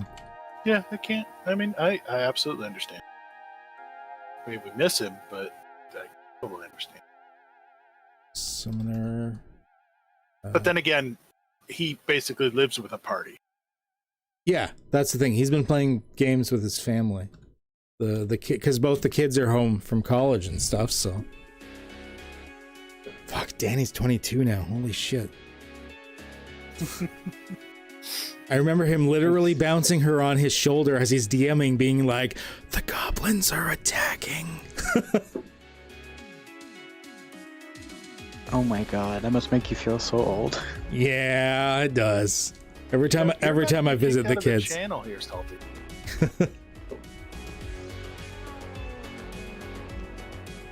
Look, I'm always gonna be younger than you all, so I'm gonna continue to harass you over it. Yeah, we know. We actually have pretty thick skin about it. Yeah, I don't care. Yeah, Kyle gets harassed daily, so none of you can complain. I'm kidding. Naturally, they gravitate towards. Okay. So the first one we're doing is the Otherworldly Conjurer. This is the one that's going to need the most amount of reworks. So this one's going to need some thoughts. Otherworldly Conjurer. Mostly because there's all the new spells, and I like the way that they've normalized certain stat blocks and shit. So, start with the intro text, the flavor text. Just copy and paste and fix it.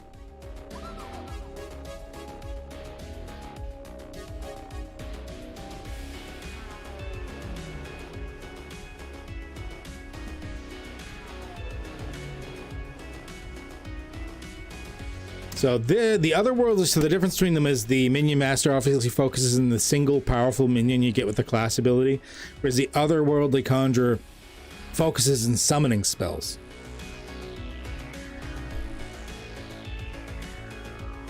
bonus cantrip and just like conjuration spells in general. But when you choose this forte at 3rd level, learn one additional cantrip of your choice, the summoner spell list. That's that's one thing I don't think I meant to do that, but I originally have written you just learn one additional cantrip of your choice.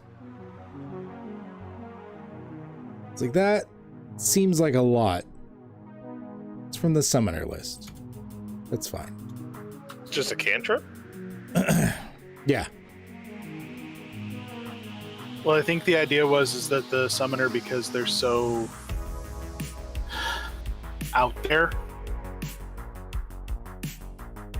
I still feel like because of the other ability you get at 3rd level, it doesn't need to be that big. Let me type out the other ability, because the other ability at 3rd level is a bunch of the conjuration spells have their spell level lowered by 1. Oh, don't, just off the spell list. So yeah, like this was only supposed to be like a secondary bonus ability. So I think I just forgot to type that it was supposed to be from the list. So powerful conjuration. This is the meat and potatoes of this subclass. When you choose this forte at 3rd level, conjuration spells in the list below now have their spell levels lowered by 1. How do I want to word this? For casting the spell and any spell effects such as at higher level sections. Now I was worried about this getting broken, so what I think I might put is you still need to be of the appropriate level to cast the spell normally before the reduction.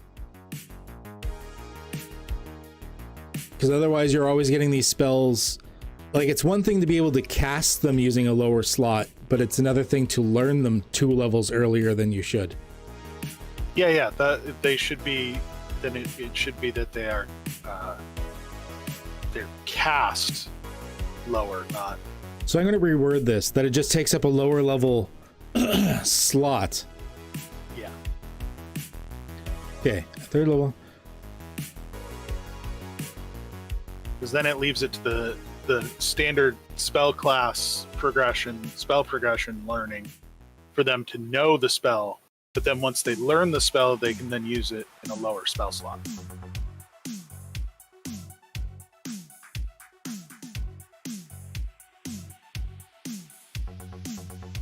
You choose this forte at 3rd level. The conjuration spells in the list below can be cast with a spell slot 1 level lower than normal.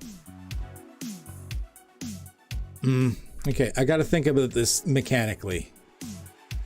I know what I want to happen, I just gotta think how I have to say this. Basically, I want to shift everything down a level.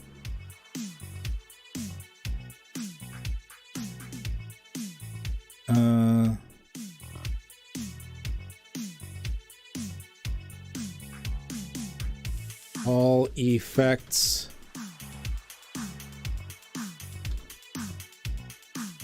listed in at higher levels. No. How the fuck do I say this? God damn.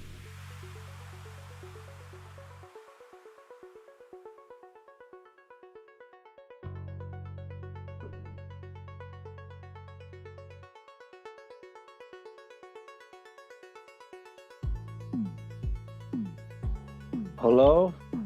Hello. Hello. Hi. How you guys doing? I am currently trying to figure out how to word something. Word something. Yeah, we're doing some Dungeons and Dragons planning shit live on stream, and I'm trying to figure out how to word an ability I want to word. Yeah, I am currently multitasking like a motherfucker. Choose this forte at 3rd level. And I'm farming. Conjuration. How's it going with yourself? Spells. Not bad. I just I had to get a coronavirus test because of work. So Oh, and shit. I have to wait until my test results get back. I'm showing like 1 or 2 symptoms, but Well, sometimes they just have you do it for the sake of doing it. My girlfriend's had, because she wants to visit her grandpa every once in a while. She's had 5 or 6 of them done now. They are not fun. sure. They are not fun to do. Like she's not sick or anything. It's just because if she's going to go to a retirement facility, They need to be just to be safe. yeah. But I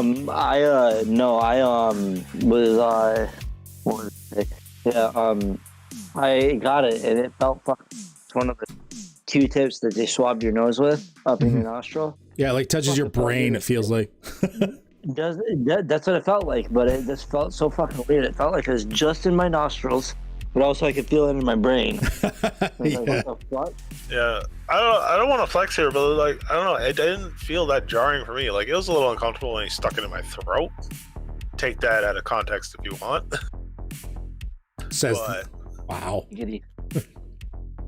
yeah, no, it wasn't terrible. Like it was bad, but it wasn't like I everybody's. didn't get the one that went to the back of your throat. I got the one that was up my nostril. So. Oh, the doctor I did, he swabbed each nostril, and then he took a different swab and like swabbed the back of my throat. Oh, so you had that and the one up the nose. Yeah. Damn. Oh. I think when the girlfriend got it, it was just the ones up the really, really long Q-tip thingies, like up through the back of the head. Yeah, the feathery Q-tips. Yeah. Till it touches the wall behind you. Yeah.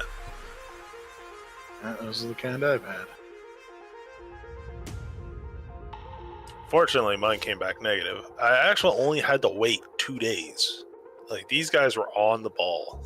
Yeah, she was she had the same thing. She got it the one time she got it within 24 hours. Like it was right there. She's been pretty good. It's never been longer than 48 hours. Yeah, I have to figure. I get mine tonight or tomorrow. So.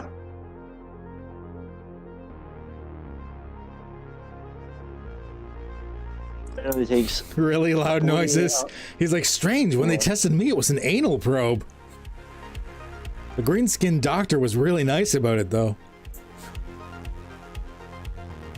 What the fuck? That's him.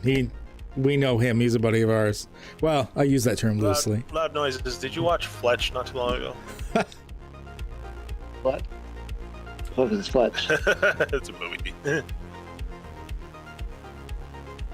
I won't go into detail. I won't go into detail, but it's based around a proctologist doctor's office.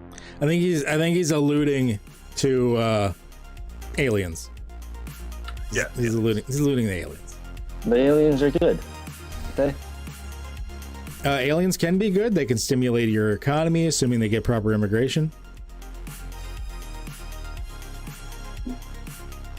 Wait, what are we talking about? There's a really close encounter of the third kind. Close encounter of the personal kind. So when you choose this forte at 3rd level with the conjuration spells in the below list, I'm thinking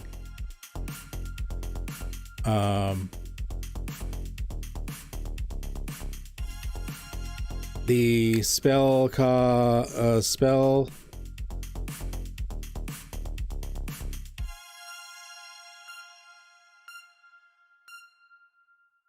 the spell takes a slot. Say when you well, let's do this. When you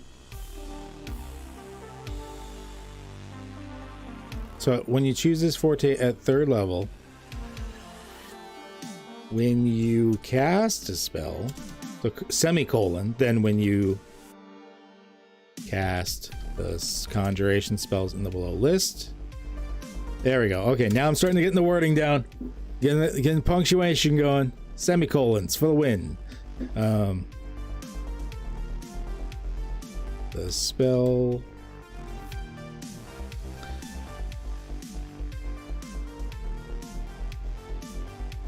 Spell slot used to cast it is 1. Okay, this might simplify my life actually. When you cast a is reduced by 1. Yeah, this is probably my favorite part of the whole movie. Terminator 2 is the big rig chase scene. Oh yeah. Oh, and in the big like drainage ditch thingies or whatever. Yeah. It's like I'm gonna stop like tweaking my game for tonight and just gonna watch this scene. Just taking a break to watch some Terminator 2.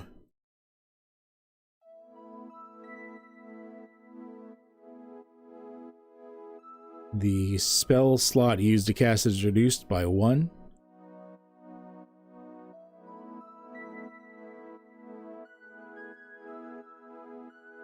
Okay, I might have just like simplified my life by the way I said it. So when you choose this forte at 3rd level, when you cast a conjuration spell from the below list, the spell slot used to cast it is reduced by 1. So there you go. This way I don't have to talk about balancing like what you can do about the higher level sections and stuff. It's just you choose what level you're casting it at, and then it just lowers the spell slot by 1. I just need the list of spells. Fucking right. I'm a genius. There's quiet. Genius! Okay, so now I need to look, because there are new spells, like summoning spells, like 1 billion of them. Not even exaggerating. 1 billion new spells. Conjuration. Over 1 million. Okay, so conjuration spells. So obviously I'm not worrying about level 1 conjuration spells. New level 1 spell, super delayed fireball. Level 1 conjuration spells are now cantrips. Oh, that would be so fucking broken. Oh my god. I would always play a summoner. Skeleton. Like acid splat. Well, that's a cantrip. Where's first level? Arms of Hadar. That would be so much damage. Actually, it's not as much as you'd think. There's not as many things you could actually use with that. Ice knife and Arms of Hadar. It's like unlimited unseen servants. Except that it's, you know, as a ritual anyway, so you can already do that. Hail of Thorns. Yeah, it wouldn't be as broken as I thought, but I'm not going to do that. Just in case. Still not going to happen. No, there was only certain... I just wanted one specifically that conjured creatures. Well, yeah, summoned creatures. There's technically a difference between conjuration and summoning, but I won't go into that.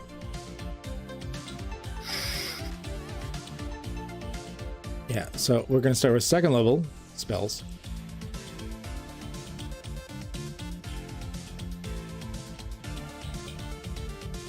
Okay.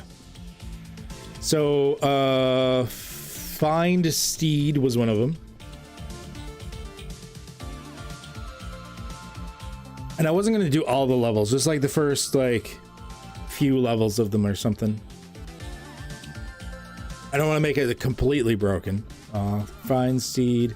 See, like, Summon Beast is a new one, but it makes sense.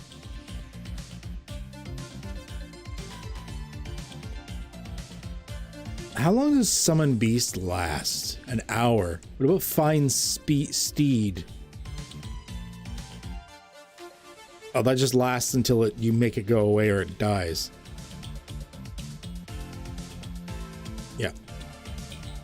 Because technically it's normally just a paladin spell. Got it. Okay. 3rd level.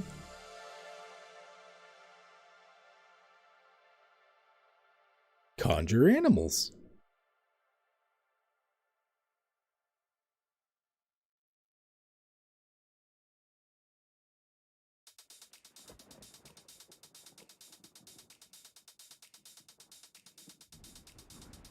Maybe I should do this as a chart to split them by. They can look it up, whatever. Should I organize this to show what spell level it is to make it easier to reference?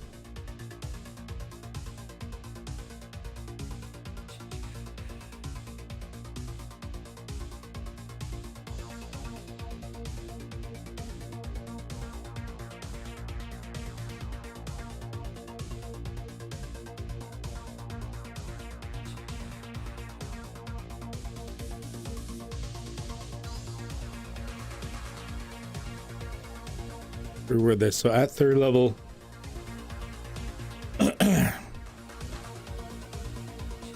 spell cast reduced by 1. There we go.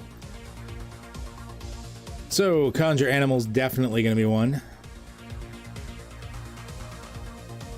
What the hell is Golder's Tower?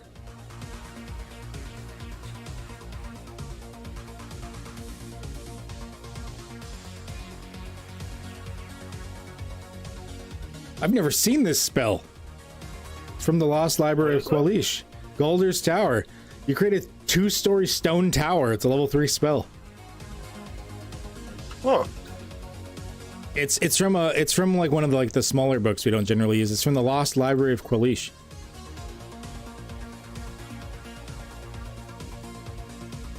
Yeah, you just make a fucking stone tower that lasts 24 hours. It's a really nice spell, actually. I've just never seen it before. That's a 3rd level spell. That's pretty good. Yeah. And like each level takes one of the following forms and you choose it. It could be like a bedroom, a study, a dining room, washroom with toilets, wash tubs, magical brazier, sauna, observatory, unfurnished empty room. And then like you can overcast it for additional levels to the tower, making it taller and taller. Nice. So you get 2 stories at 3. So it's you can make it like 8 levels high as a level 9 spell that lasts 24 hours. And you can just keep recasting it every day to just maintain the existence of the tower without it dropping.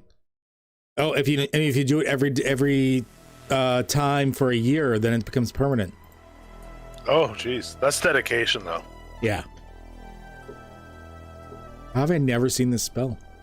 Oh, I guess that's a somewhat newer book.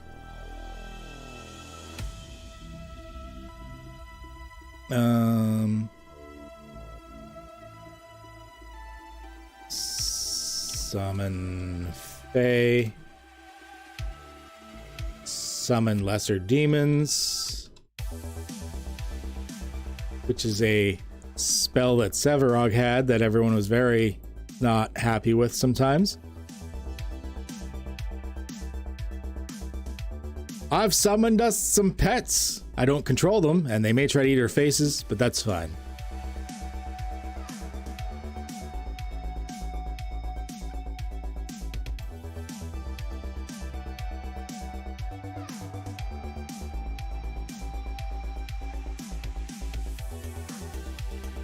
Okay, 4th level.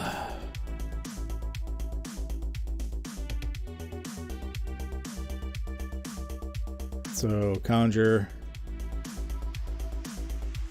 Einar. So this way they're not learning it early.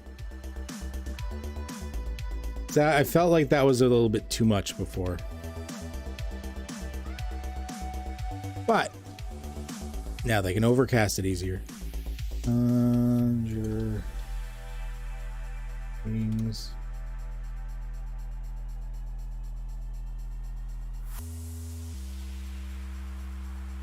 Actually, I might even get rid of some of the conjuration spells and keep these summon spells as they're a little more streamlined and nicer. We'll see.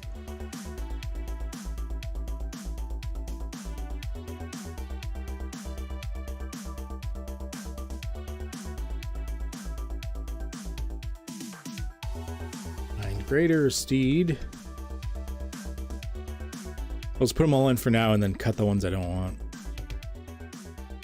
Oh my god, so many summons here. Speaking of summons. Aspiration. Oh, the ring of a landline telephone. What year is it?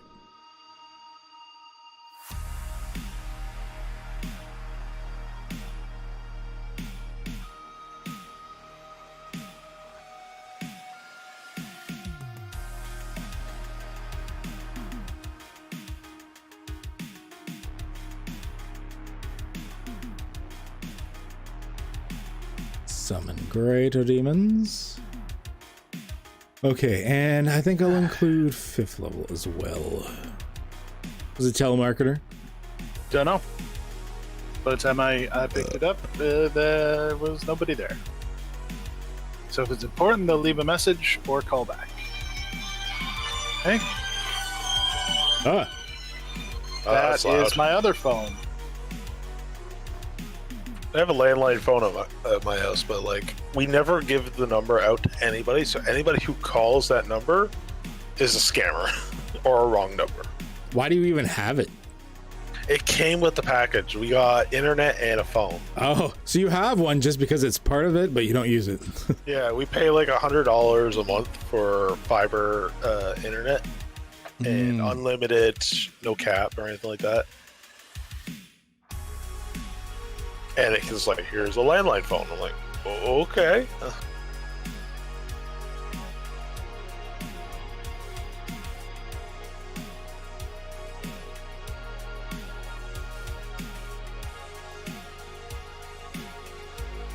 I mean, hell, I barely use my mobile phone as a phone. Same. Like, how often do I actually make a phone call?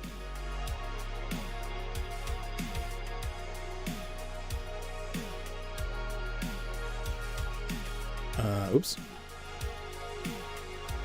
Conjure Fae. Put you back. Summon Fiend, and then that's it.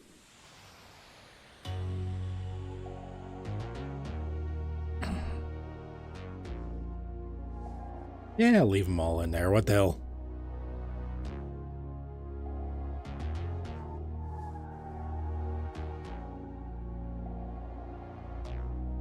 No, the phones don't always go through, or messages take a while to go. So the wife was just calling me to see if there was any kid at home. She's on her way home from work. You started mumbling again to see if there's any what at home? See if there was anything we needed at home, because she's Oh. on her way home from work.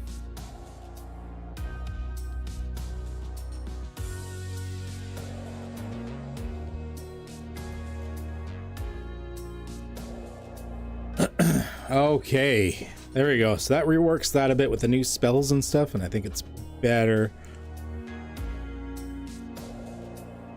Now there's the summon beast, but there's also conjure animals, conjure specific animals. I don't know if I should keep them all in there.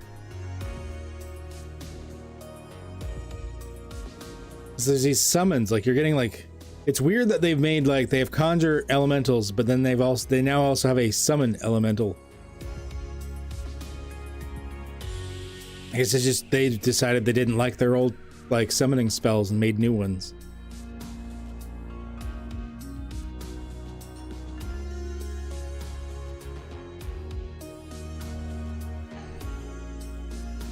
Yeah, I'll keep them all in there. Whatever. It's fine. It's fine. Everything's fine. Okay, alright. Ah, see? Now it did that fucking thing. It just added like spaces between them for no fucking reason.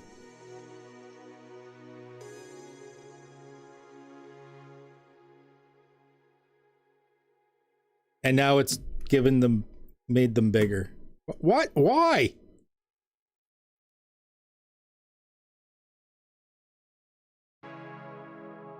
Why is it suddenly given it a header too in the coding?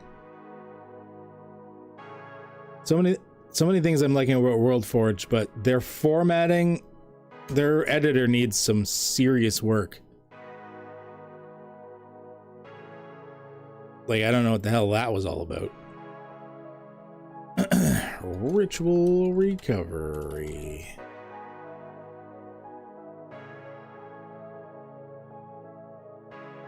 We will do this. There we go. Okay, that was just your level 3 abilities. So, starting at 6th level, and regain some of your magical energy by performing... Oh, basically it's like the arcane recovery. Like wizards and druids and shit. Beep, beep.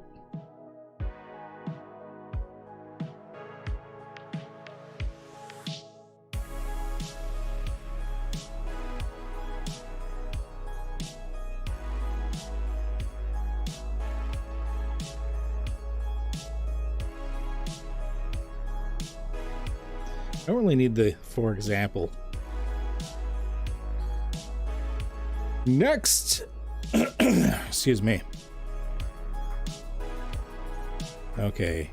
Oh god damn it! What the fuck did it just do? Why is everything suddenly big? Did it add a header to the entire fucking document? It did. Why? Oh no. It's easy for me to, like, if someone didn't understand how the BB code works and stuff like that, they would be confused as fuck right now.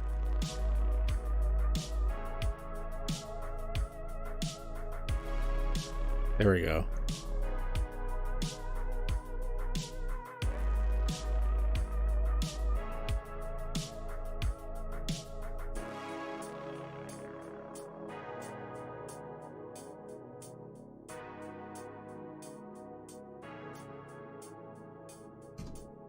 Yeah, hopefully they increase, or like they sort of work on their editor and try to get it better.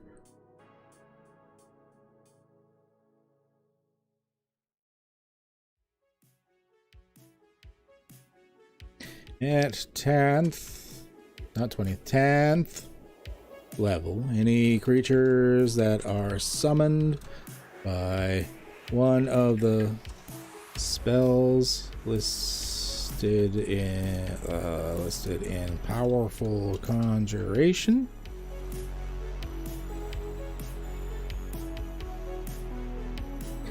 Their maximum hit points increased by your summoner level.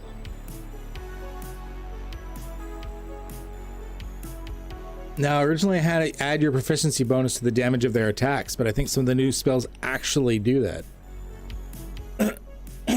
So I think instead of that, maybe I'll add your charisma modifier to the damage of their attacks.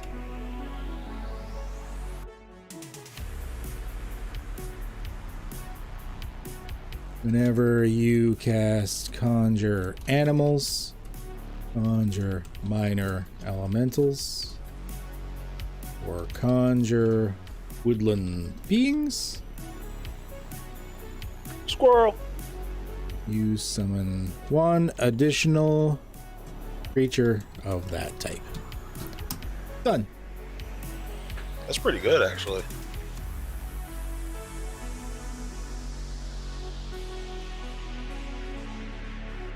I mean, the first part of it is just kind of like meh, whatever. Like, you're getting an extra like 1 to probably 5 on their hit points, and that's at 8. That's at 10th level, so like that's almost negligible.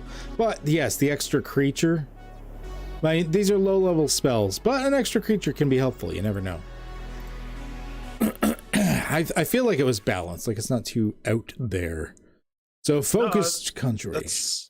That's like at level 10, you said? That's like, yeah, that's when shit starts kicking off. You're gonna need all the tricks and tools you need. Yeah.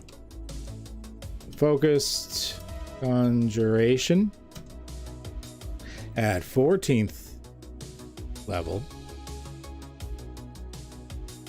When you are concentrating on a conjuration spell, your concentration cannot be broken as the result of taking damage.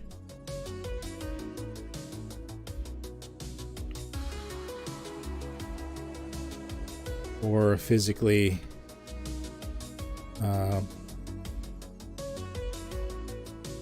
traumatic situation.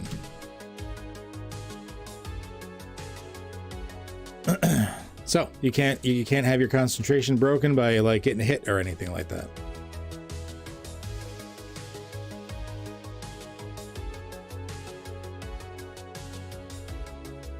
So now by the time you're reaching 18th level, you'll be able to concentrate on one spell for free one spell without needing concentration, and then on the spell you are concentrating on, it can't be broken. So you could actually have two up at once.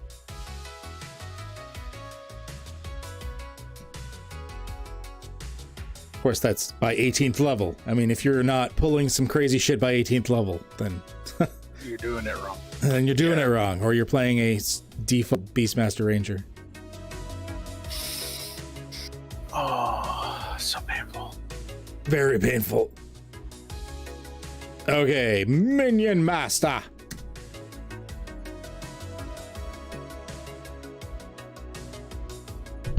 Okay, Minion Master. And by having this like here, it should be easier if people want to play Summoner in the future to reference it than the book. So. Okay. Oh.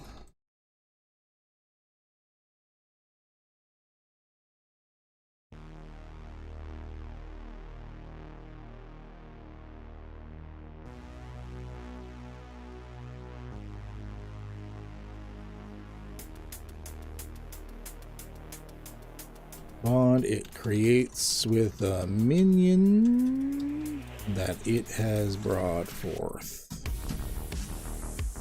So, first ability. I didn't have to do as much reworking for that last bit as I thought I would. There's some, but not too much. Tireless. Falling. Wait. Oh, I did misspell tireless. I forgot an E. Was that what? Starting at 3rd level. This forte is chosen.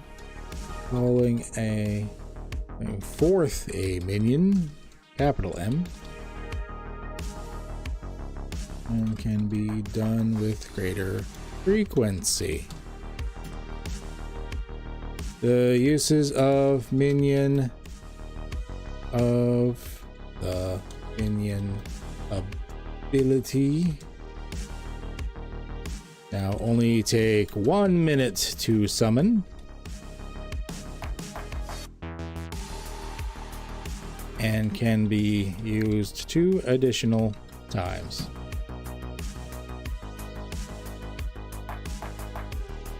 Ta-da! Also at 3rd level, powerful minion. Starting at 3rd level.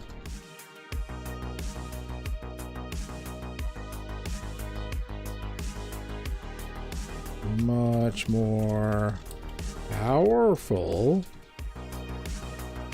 minions. Basically, they only find shiny Pokemon from that point on, or lucky Pokemon.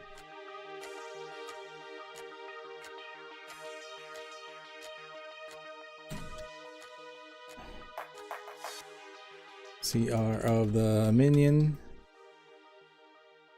increases to 1/2 your summoner level. Rounded down. Minimum CR of 1.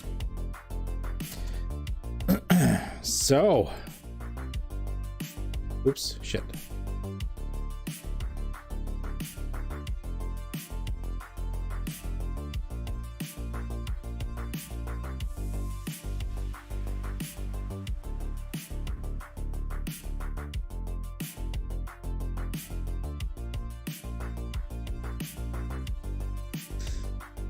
Oh, I did it again. I did H1 instead of H2. I can just manually edit that. Be smart. There we go. Sounds simple, but that is a big ability. And then I gotta do spells list. Jeez. Advanced minion. Minion. 6th level.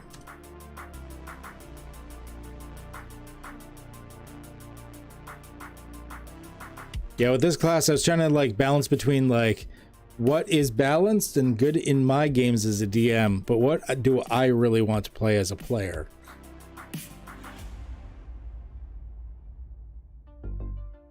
Spends the range of its control for your minion.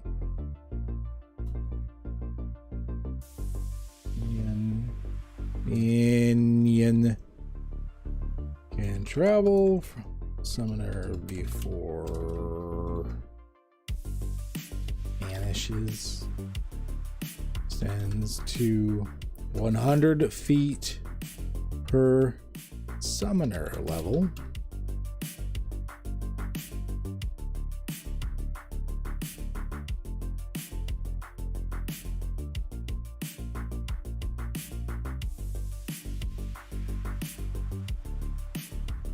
And this is what lets you get aberrations and monstrosities. Oh, for an R.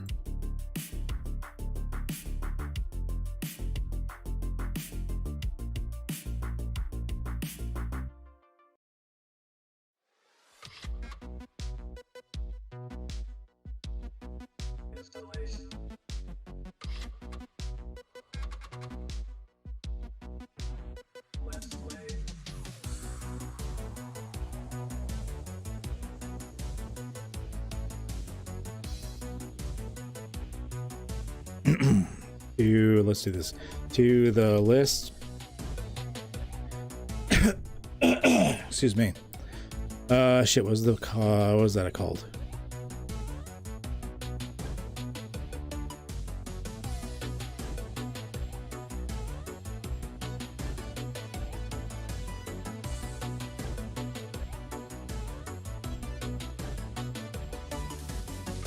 Add aberration and monstrosity to the list of available creature types you can choose from when you get your expanded.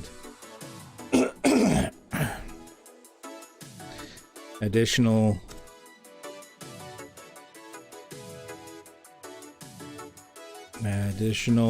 creature type choices via the minion ability. There we go. It's a bit better worded than it used to be. Before, I think it was accidentally adding both the creature types for you instead of giving you the option of choosing them, which is what it was supposed to do.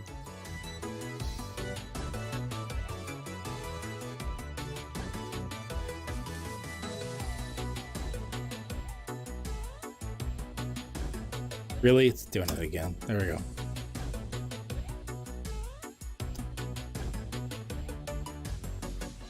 Also, you may also now add new creature types to your minion.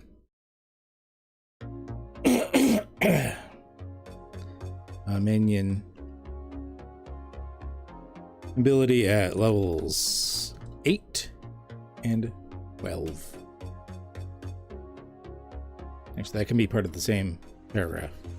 There we go. Life tether, almost done.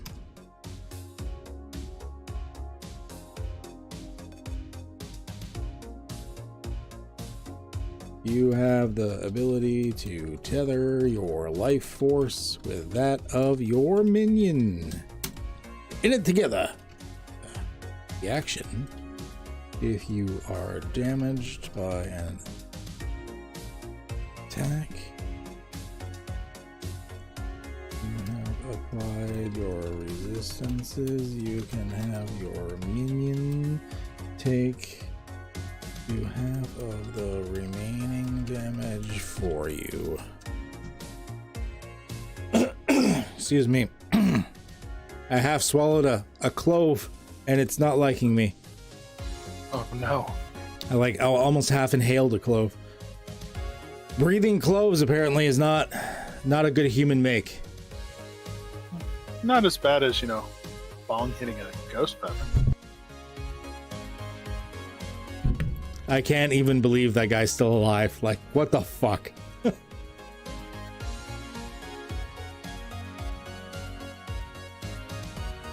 damage the minion takes is of the same type as the source damage that you suffered. Okay, let's read this, make sure I like this. As a reaction, if you were damaged by an attack or spell after you've applied your resistances, you can have your minion take up to half the remaining damage for you.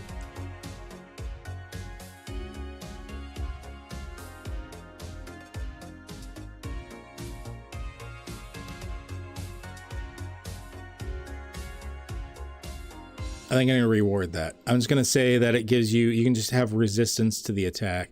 So at 10th level, you have the ability, so as a reaction, if you were damaged by an attack, or sorry, if you are damaged by a source, or if you're damaged, and grant yourself resistance.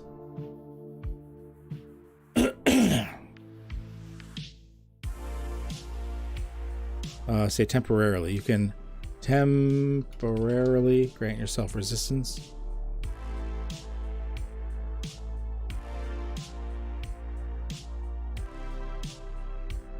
To that damage.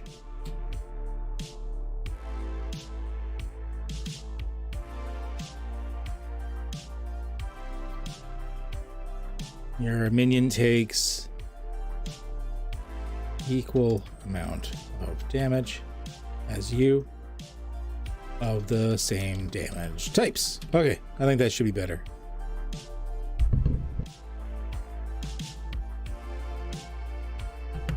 Yeah, okay. Sort of simplifies it a bit as well. You gain resistance, the minion takes equal damage as you. So basically it's taking half damage. But it works mechanically better, and that way if you... Yeah, it just works mechanically better. Better in line with the system. Swap.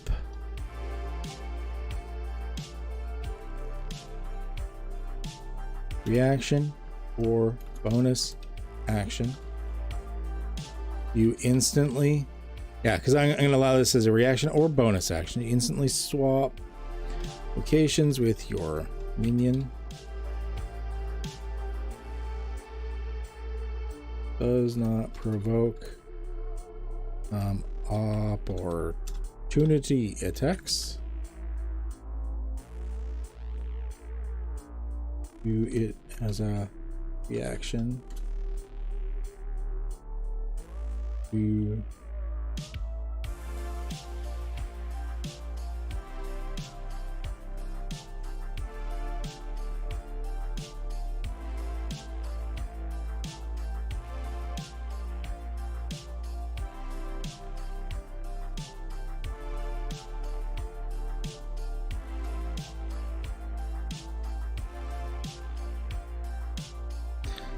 so if you do it as a reaction in response to an incoming attack or spell, the attack or spell is resolved against your minion instead.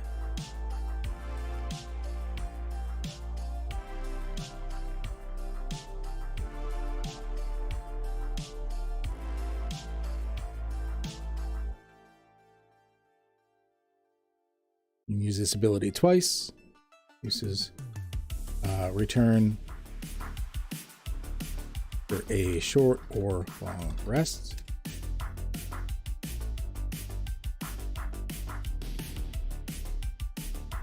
Actually, I'm going to say you can use this ability once.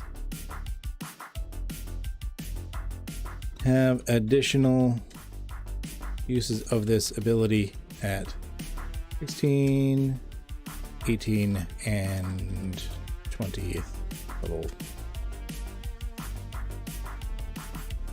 And that is it, except for the spell lists, which I'm not going to type out right now, but that is the summoner. So let's do a manual save. Preview, make sure nothing fucked up.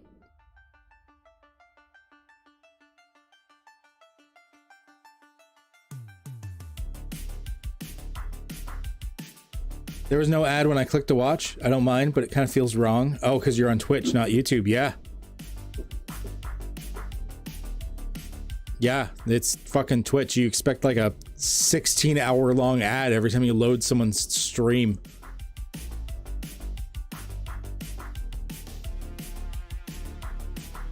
Okay, hopefully I didn't fuck anything up there. It'll be easier for me to do updates with this in the future too. Summoner base class is complete and slightly reworked for a few things, updated with the new Tasha's book, so that's good. We'll do the spell list after.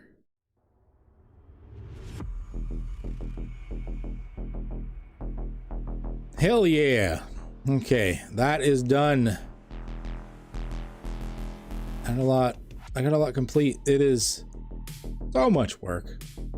But we're getting a lot. We're getting some done. We're getting some done. But it's a labor of love. It's a labor of love, yeah. And like thankfully things like porting over the Duskwood Druid and the Summoner and stuff is, you know, most of it's already there. It's not like I have to write it from scratch. It's just a matter of slight reworks and updates and stuff like that and then rewriting it. Yeah. And then I got to start going through for the Windermere campaign and start actually typing more shit in.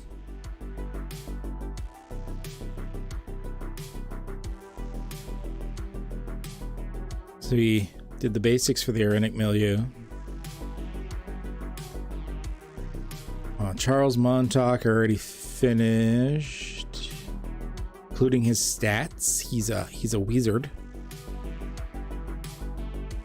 That was an NPC I had sort of written up for the campaign that you guys never met.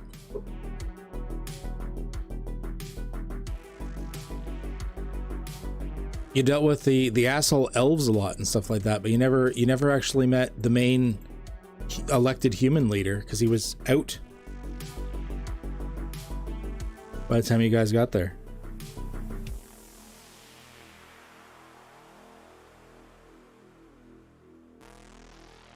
He may be the like, he doesn't have power. He's an elected leader or whatnot, so he doesn't have ultimate power, but he's been actually fighting against the issues that are happening in the Giant's Palm Plains, but has unable to legally resolve it as of yet. I think we met him briefly, and then we went to the Feywild. Because I wrote that the current human leader of Windermere Annex he's lawful good, but he's like, he follows his own code, and he's a good person, but he also understands politics and how it goes. And, you know, sometimes you have to make some decisions you don't want to for the greater good. So like, lawful good doesn't mean you're, you know, a goody little two-shoes hero necessarily. He is a politician and he's working for the greater good. Sometimes you gotta make certain concessions. But he's like an enchanter. Like, he's got like hypnotic gaze and stuff. So he's all about charm spells. I even wrote in his combat, like, he doesn't do combat. He doesn't fire combat spells. Like, he has magic missile and melts minute meteors as like his damaging spells if he really needed to, but it's mostly like charm monster and gaseous form and stuff. So he's pretty neat. I'm sure next time we run it, because like I said, next campaign I want to do is going to be in using the Cypher system, something sci-fi-ish. But after that, I'm probably going to return to this campaign setting with D&D, and hopefully by then a lot more of this will be put in and done. Okay, I'm gonna switch screens here, a quick one. Oops. Yeah, sounds good. Thanks for letting me hang out and Yeah, no worries. I am definitely going to be starting to wrap it up, though. It's been 4.5 hours I've been sitting here, and from what I understand, once Lily is off work, we need to take her run to St. Catharines to get her a new phone. She's getting a new phone, and then we're going to stop at the one cemetery to catch some Pokemon. And then we're going to come home for a game. It's always a good place, that particular one. See you guys at 7. Yeah. See you then. I'm excited. Session 0 or 0.5 or whatever the fuck we want to say for Session 0. There's not really much going to be like any gameplay or anything like that. It's just like going over things, talking about the rules in the world and stuff like that. Yep. Introducing your characters. I will be here for sure. Lily thought about asking to join Fridays, but she doesn't feel like this is the type of game that would be her cup of tea. She is absolutely welcome to join. I just give her a heads up. It's going to be like really hard. That's why I explained what this game was to her, and she's like, okay, well, I'm just going to watch and hang out. So I was telling Max the other day, I was like, if they make the wrong decision to fight when they should talk or run, they're going to die. Oh, yeah, absolutely. But I've got arrows.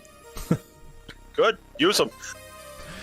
And then retrieve them afterwards. And then, yes. Well, not always. It's isn't it a 50% chance they break? It's half. You automatically get half. You get half back. That's what it is. Yeah. So I'm not gonna make you roll on every arrow. Just you're gonna get like you get half back, and then like I don't know.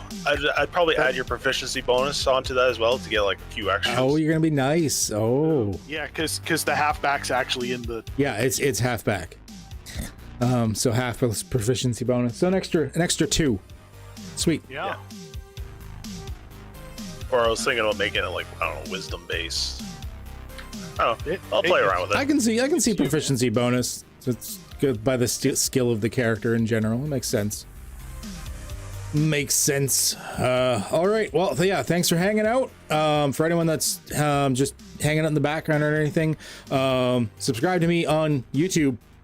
Silver plates and mercy buckets. Hit that subscribbles button, hit the little notification bell, give the thumbs up to the videos, all that good shit. And if you want to support me, go to patreon.com/KedHup. I've got some tiers going on there. Once again, I'm moving away slowly from Twitch. I'm not stopping on Twitch. I'm just moving stuff away the more I learn about the bullshit that Twitch is. And realizing like Twitch is taking like half of what you're donating to me, or half of what you're like tipping me and stuff and subscriptions. Patreon takes 7%. Big difference. Yeah. So if you want to support me, Patreon, or like if you give me the direct tip, like from the tip link, that's actually through Stream Elements. They also don't take as much as Twitch was taking off with like the subscriptions and bits. So don't subscribbles on Twitch, and subscription on YouTube, of course, just means follow. It's like different wording. There's no paid follower that I have on YouTube or anything. Just Patreon if you want to support me, that type of thing. Check out the merch, all that good stuff. Anywho, I am done for today. We should raid Bad Hair Gaming. Oh, is he on right now? Yeah, he's playing Hyrule Warriors. Okay, cool. How many people do I have on in the Switch? It's hard because I've got people. Oh yeah, there's some people going on in Twitch right now. Let's raid him there. The few people on YouTube are like, we can't raid people.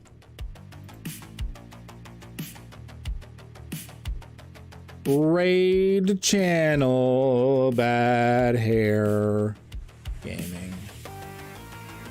What's up, Scribbles? Okay.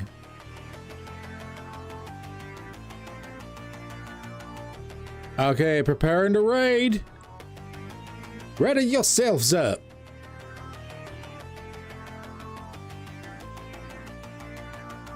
Looks like 5 of us will go over. Cool. Raiding now. There we go.